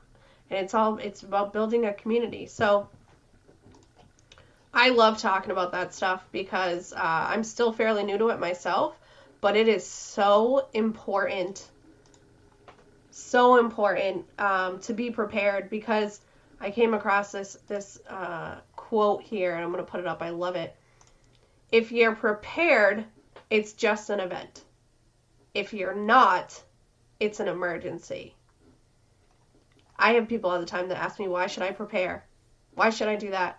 I don't have the money to do it. I don't have the time. I don't have the energy. I can't. Why should I do that? Why not do it? Why not do it? Yeah, it's going to be better. Trust me. Yeah. I mean, we thought that we were having a supply crisis already. Oh, man. Did you see the WEF and you put it on their website yesterday? No. Yeah, they're saying there's a food crisis coming. So, like, this isn't a conspiracy, people. No. If they're going to warn you of their own plan, it's coming. Yes. Yes. I mean, even so I tell people to this too, like, think about it this way. So gas went up. Sometimes while you were at the pump, it was rising so rapidly. The cost of gas was rising so rapidly. You go to the store today, and you are shocked at the prices of food, right? Imagine those prices a week from now, or a month from now. Would you rather spend the money now and get extra than wait and have to spend even more than you would have spent today? It just makes sense from even if nothing happens, even if there is no big emergency, no blackout, whatever, it just makes sense financially for you to spend less money on the items you're going to be buying anyway. But they're also warning. I saw they did a press conference last week, the White House, and they had someone from the NSA come on and say that I can't give any specific details on threats, but in case we ever were to experience an electronic internet threat, you should take precautionary steps. And all of the reporters were like, wait, what? Like, are we facing a threat? What's going on? I cannot confirm or deny that we may possibly be facing a threat, but if we were to face it, like, it was just so word salad that it was ridiculous. But they're basically coming out and telling you, hey, listen, something's going to happen, and you may lose internet or power or be locked out of any of your accounts. So, crazy. We kind of got away from it, which is fine. Sorry. We always do. No, don't be sorry. Sorry. But just back to touch on Artur Pawlowski. Yes. So there's a daycare behind his church, and there was a school bus set on fire there while the protest was going on Saturday. And apparently there were children in the daycare. I don't have a whole lot on it, but there was a picture, and it was engulfed in flames. So I'm not sure if that was some sort of a setup or what. Looking into it more. Nobody's been, as far as I saw, nobody's been arrested from it or anything. But there was a witness that said it was set on fire while the children were downstairs in the daycare. So if there's a witness who saw it set on fire, but there's no arrest, I'm not sure how Buddy got away so quickly. But I don't know. It sounds like a plant to me. And I guess the only other thing I wanted to... there was another thing, too. When we were in Ottawa there was an arson. I don't know if you remember that, Jen. They were trying to blame it on us. They cleared us out of that yesterday. It was in no connection to the Freedom Convoy, which is to no surprise of anybody in the Freedom Convoy. But they did make an arrest. It was a 21-year-old young man. I'm not sure if it was set up to look like us or just a coincidence. I didn't dig too far into it. I was just happy to see that they did clear us of it. And I guess the last thing I wanted to touch on, I have people ask me every day why we're still doing this. The mandates are dropping. The masks are gone. This isn't about masks. This isn't about a vaccine. This is about freedom of choice. This is about transparent government. This is about democracy. And I know the media was turned on us. They called us anti-vaxxers. I've never been an anti-vaxxer in my life. I just know this is not a vaccine. It's proven actually now that it's not a vaccine. And I just wanted people, I feel like I'm not the only one who gets asked that question. So I just thought we'd clarify. We are doing this for the children. We're doing this for the future of this country. This country doesn't have long left as we know it. And if things continue to go this way, and I'm sure you feel the same way about the States, Jen, if things continue to go this way, I don't even want to know what it's going to look like. But I know that we need to stop it before it does. So to anybody out there wondering, the mask mandates are gone and all this BS, this was never about a mask mandate. This was never about a vaccine mandate. This is about medical coercion. This is just about transparency and freedom of choice. And if we don't have freedom of choice, then Canada's already gone. I guess that's all I'm going to have for today. Yeah, I have this feeling, and I have absolutely nothing to attribute it to. I really believe it's from meeting people like you and like Kyle and like Christian and Sam, people that are desperate for the truth, that are seeking it, that are voicing it, our viewers and our support system, our networks that we have been building, our community that we have been building, that are also eager for the truth and want freedom and are awake to everything that is happening and want to see change. It's not lost on me that things might get difficult, things might get hairy, but I just have this overwhelming sense of peace. And I don't know why, but I do. I just have this feeling that everything's going to be okay. And I have plenty to stress about in my life. Daily. Believe me. Financial things and just everyday adulting, momming things that I could stress about. And I just find myself saying, it's going to be okay. It's going to be okay. You know, I have my water, I have my little supply of food, and I have my son, and I have my friends, and I know that no matter what happens, no matter what comes, we're going to be okay, and I truly believe that. Do we help any more people in this process? I hope so, but I'm kind of also at the realization now that if they haven't woken up yet, what is it going to take? Like, what else could happen to possibly wake more people up? With the exception of, like, you know, Biden talking and all of a sudden he takes off a mask and it's really Trump and the whole world is shocked. Like, I don't know what it would take. Even then they'd be like, oh, that was fake. You know? I actually made a post about this last night. I was a little emotional. It was late. I couldn't sleep. And I was thinking about it a lot. And I mean this when I say it. I think there are a very good percentage of people that they could show up at their door and boot it in, and they would call the government for help. And I truly believe that. And I'm all for still trying to wake people up, but I strongly believe there is a big percentage of people who are that brainwashed. See, I don't think that they would boot the door in. I think that they would knock on the door and say, hey, we need you to come with us. And they would just be like, okay. Or that, yeah. Yeah, the like no the government needs you to lie line or... up and come to this camp. Disregard the exhaust coming out the top. Yeah, don't worry about that. But hey, we want to take you from your home and your security and your comfort and just come take a ride with us. And people would be like, okay. Is there going to be candy? Let's go. Oh, we got a new job for you though. Like, it's strawberry flavored this time. It is.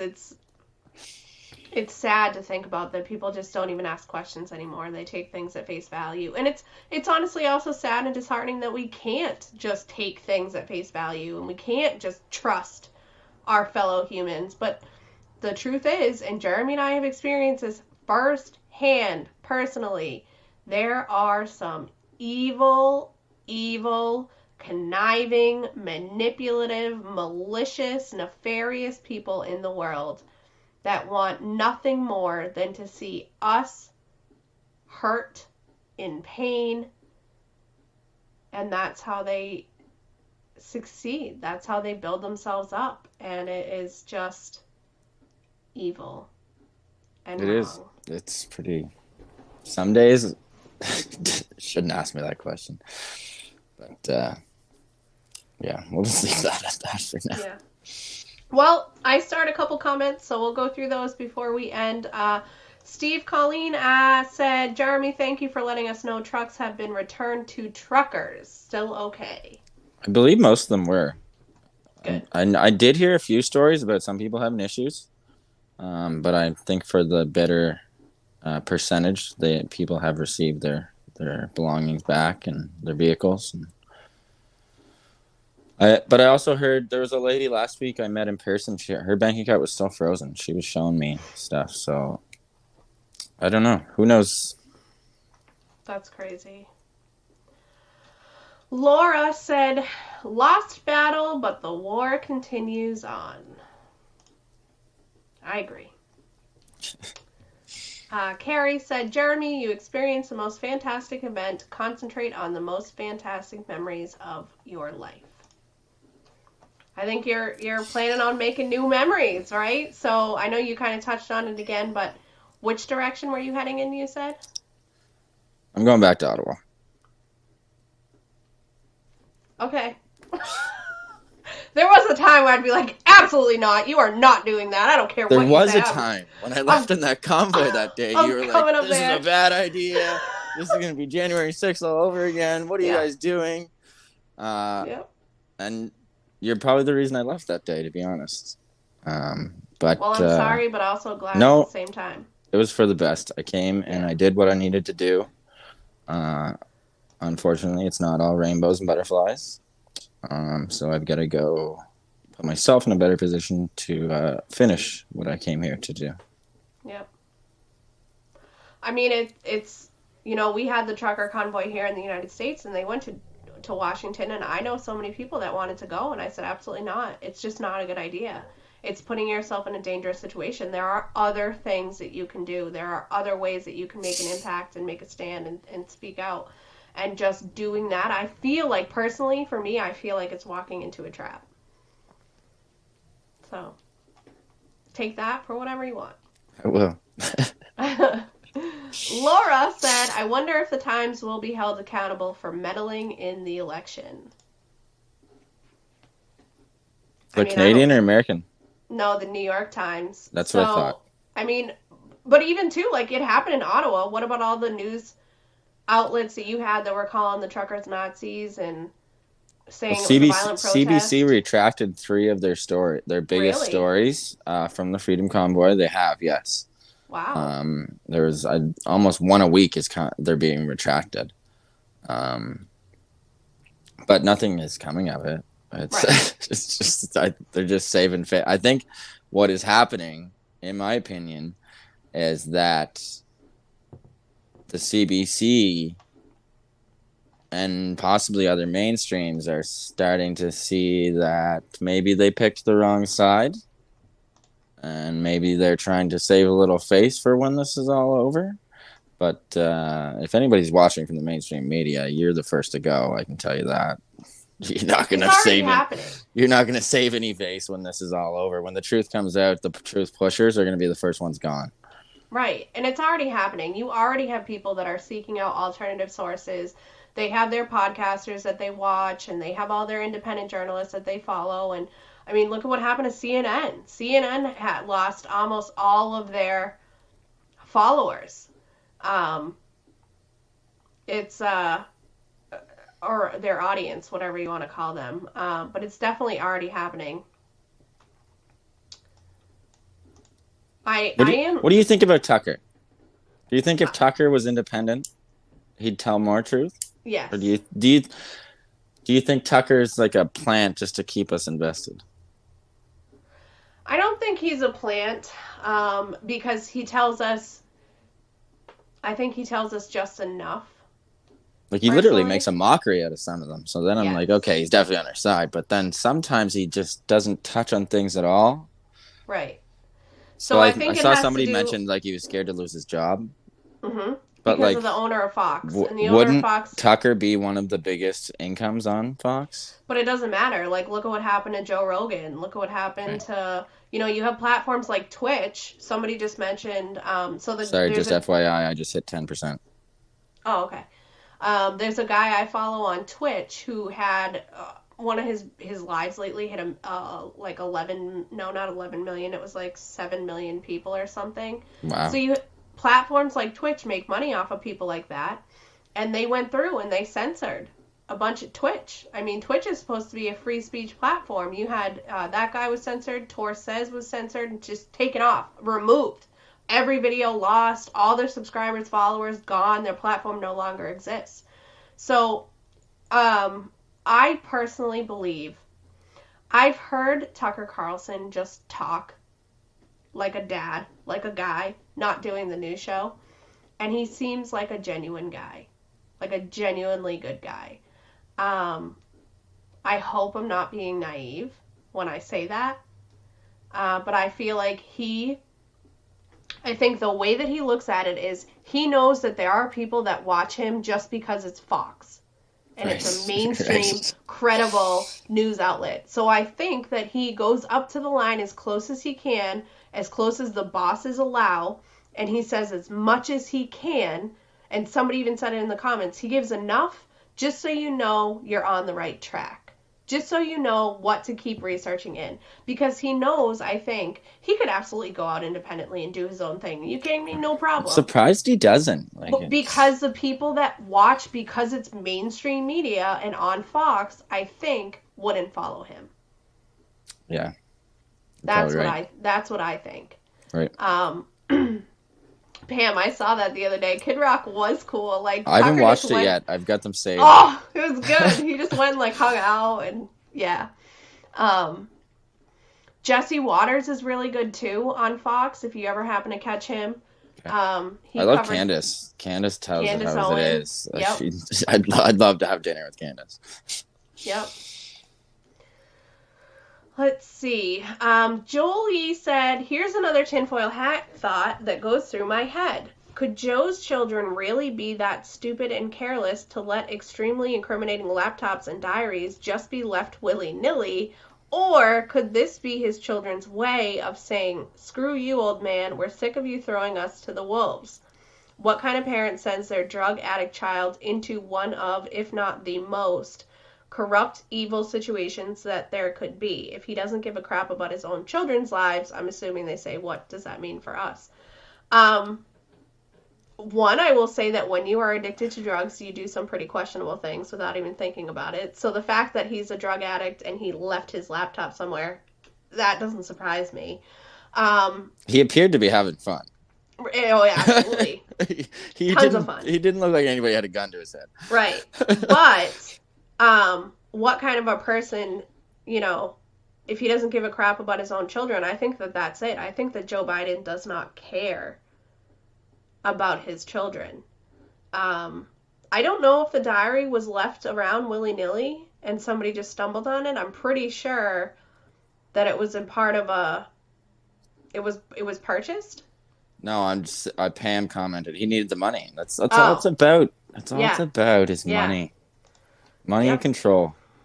And freedom to do whatever they want. Yep. Yep. Yeah, money. Yeah. I mean, it's a good thought, though. Like, maybe, especially, like, Ashley's diary, maybe she wanted the truth to come out about the sexual assault, and she didn't know how to do it, so she just kind of left the diary. Yeah, I could see her side. Yeah. Hunter's all in. Let's be real. Hunter's all in. He knows what he's doing. He's profited so much money. It's insane. It's insane. I'm telling you, I talk about it a lot, but Fox did a little documentary thing on Hunter, The Truth About Hunter, and it was like a 5-part series, maybe an hour and 20 minutes long, and it is eye-opening. It's insane. So, I might lose you here. Okay. My phone might die. Well, I have like 3 more comments, but did you want to say anything before let's you do go? it. If it dies, it dies. I'd rather try to finish. I'll say so- bye now to everybody in case the phone does die. Thanks for tuning in. I will be back like we were before.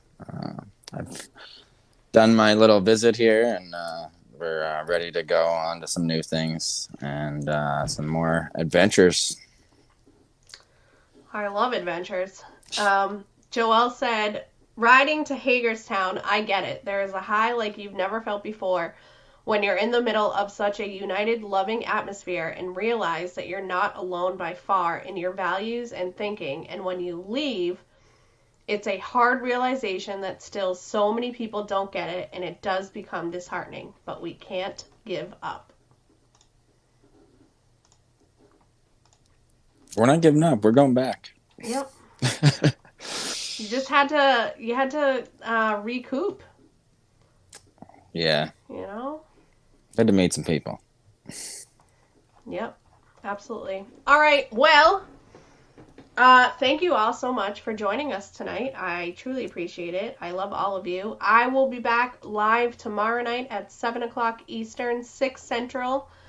Jeremy, do you have any idea of a schedule yet, or are you just going to post? I don't have a schedule. What's your plan for tomorrow? What are you talking about tomorrow? You don't know yet? I'd love to join you again if you're up for it. Yeah, absolutely. I think we do better. It seems that everybody loves to see us back together. So. Yeah. And I know that you help me think of things, and I'm sure it goes vice versa and whatnot. So I'm down for that. Awesome. I'm good with it. I will, if anybody has any stories that they want us to dive into, please, as always, feel free to send them over to either one of us. Otherwise, I am going to touch on the prepping stuff just a little bit more in detail and more depthly from the videos that I watched over the weekend. My goal is to have these bite-sized portions that are easily shareable for you guys to send throughout your network. So that's what I've been working on. I'm also working on pulling all my old videos and putting them all onto my website so that we have all of that available to everybody. We are growing. It's a slow process, but that's good because that way we can make sure that everything is done right and accurately and properly. I am more than happy to have you on with me at any time. So it looks like we'll both be on tomorrow night at 7 o'clock Eastern, 6 Central. Just briefly, may I? Excuse me. I almost forgot. This is like the only thing I wanted to mention at the end here. So as everybody knows, I haven't been doing a lot of lives. I've tried to do a couple here and there, and I've been busy with other things. But I have been working on something in the background. So I started writing in Ottawa because I believe when there is a blackout, they will try to change this resistance as far as history goes. If they do win, which they won't. But I believe that we need to put more on paper than we ever have and keep it close. I am now at 142 pages of the last 2 months. And I have saved the live videos that correspond with the days. What I'm planning on doing is kind of releasing them day by day with what I wrote. I'm not sure when I'm going to be ready for it. It's coming together faster than I thought it would. Once I sit down, but that is my kind of plan for coming up here. I'm hoping maybe I can get it all ready before the drive back east, and then it'd be a good thing to start on those days. But I had been working on a cool little project in the background, and it's basically my own little documentary of Ottawa. That's awesome. Pretty excited for it. Karen said, when soldiers go to war, they're never the same. You are a true soldier. Keep fighting the fight. I said the same thing, Karen. Thanks, Karen. I can tell you, I spoke to Jesse and Kyle yesterday on the phone. And they're as lost as I am some days for the same reasons. So I'm looking forward to seeing both those guys again. Yep, me too. I know. I was talking to Kyle the other day, and he's like, when do you think they're going to lift the border restrictions? I'm like, I don't know. When the world ends? I don't see that on their list of things to do anytime soon. It was funny when Jesse FaceTimed me yesterday. He was Jesse lives way up northern Ontario in the middle of nowhere, and he's got a big loader that he uses to plow the snow. And I was like, what are you doing? And he's like, oh, I'm just out on this back road of my property pushing snow. And I was like, before you need to get out that road. He's like, no, I'm just ramming it because I'm bored. I miss Ottawa. And I was like, he's like, snow is the only thing I can run into and not break anything. So he's just that he was like, I was like, well, how much are you gonna do? He's like, oh, I can probably do another 10 hours here today. So he's literally filling his day with just to distract him, and I understand that it's tough. Yeah, I know. Carrie said, just a thought, what radio frequency will we be on? So that's something that we absolutely need to figure out. Like, no joke, I'm dead serious. I would 1,000% love to figure that out. I have gotten a couple of addresses here and there, but then again, there's most likely not going to be any mail. So I would really, really, really like to set up a way to communicate with people if anything should happen. I have absolutely no idea how to approach the entire situation or how to set anything up or what first things first is. If anybody has any information or knowledge on that, please reach out to me and let me know. I will start researching and looking into it. But how cool would it be to sit around at night in front of your candle and listen to me and Jeremy on the radio? Like, yep, I want to do that. I just wanted to... So many things keep popping. It's because we haven't been on in a while. I know. So I seen Pam said cook a recipe chef. I've actually been thinking because I always ask Jen for advice, and she's like, "Well, what do you want to do?" And I can never answer that question, can I? I'll be honest. I'm a pretty mean friend. I'm pretty harsh to Jeremy. Like, I'm pretty just like, this is what you're gonna do, and I'm pretty blunt about it. Well, I'm like, what should I do? She's like, no. What do you want to do? And I had a few ideas. Like of course, that during the pandemic, I survived off making edibles. I had a cannabis edible business. I thought about doing a news cooking show all in one. That would be cool. I thought it'd be pretty cool. Yeah. We could call it Only Pans. Don't do that. Come on. I thought it would be a good idea. I don't know. I've thought about it, and maybe I don't know. I don't know how easily you could interpret the news with me being a goof in the kitchen. So yeah. But it was an idea, anyways. That made me reminded of it because I just, other than us like just collaborating like this, I can't. It's hard for me to picture myself like just doing something on my own. It's so new. It's hard for me to. I always ask Jen for advice. She said, "No, what do you want to do?" I'm like, I don't know. It's because it's like I always say I can tell you what I do, but I don't know if that's going to be right for you. Like, it's hard. It's hard to advise people. But it's also super important that you do whatever makes you happy, at the end of the day, because otherwise you're going to be going against the grain of your own personal desires and passions and your own personal purpose. So I know for sure that whenever the idea hits you, you're going to be like, yes, that's it. That's exactly. What did I tell you the other day? Like, just record you hoofing it across the country. Like my favorite movie was always Anchorman. So I thought about getting like some wild 70s suit and rocking that on my lives. I already have the mustache. Oh, that'd be so cool. I thought it, I figured I got to get an outfit or something. All these other guys, I got like an outfit or some sort of key thing, and I've got nothing. I don't have like a brand. So maybe I'll be Jeremy Burgundy. That would be hilarious. Just a different sport coat or something every day. Yeah. I know. Brian Fontana, 60% of the time, it works every time. That's like the vaccine. Right? But okay, that's a great way to end it right there.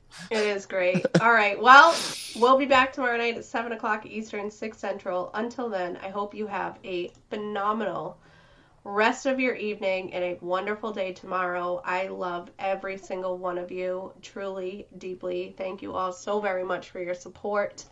My website is scrolling at the bottom there.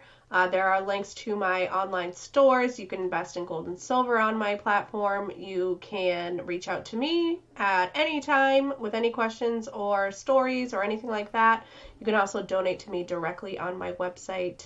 And Jeremy has his own website as well. His links are all over his Facebook platform. You can find it, donate to him, check out what he has going on. I will play our song to end tonight, and we'll see you tomorrow. Peace.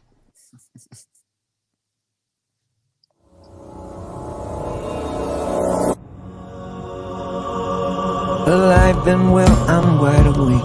Won't take your brand, I'm not your slave. You serve your God, Lord of the flies. I pity you and you mean mine. Lust of the flesh, lust of the eyes. Your bloody mouth unsatisfied. God sees the trap you set for me. He'll not be mocked, I will be free. We will not bend, we will not break. How dare you touch what God gave? We'll never give in, never give up, never back down, never surrender, never surrender. Your fear will not make me behave. I won't march in your masked parade. Your hollow threats won't shut me up. I won't bow down, enough's enough. You say you'll give us what we need, as if you own the air we breathe. Stand up 100 million strong. Thought we'd lie down, well you thought wrong. We will not bend, we will not break. How dare you touch what God gave? We'll never give in, never give up, never back down, never surrender, never surrender. Oh, I walk through the valley of the shadow of death. Just keep going, keep on going. Jesus with me every step. Just keep going, keep on going. Walk through the valley of the shadow of death. Just keep going, keep on going. Jesus closer than my breath. Just keep going, keep on going. We will not bend, we will not break. How dare you touch what God gave?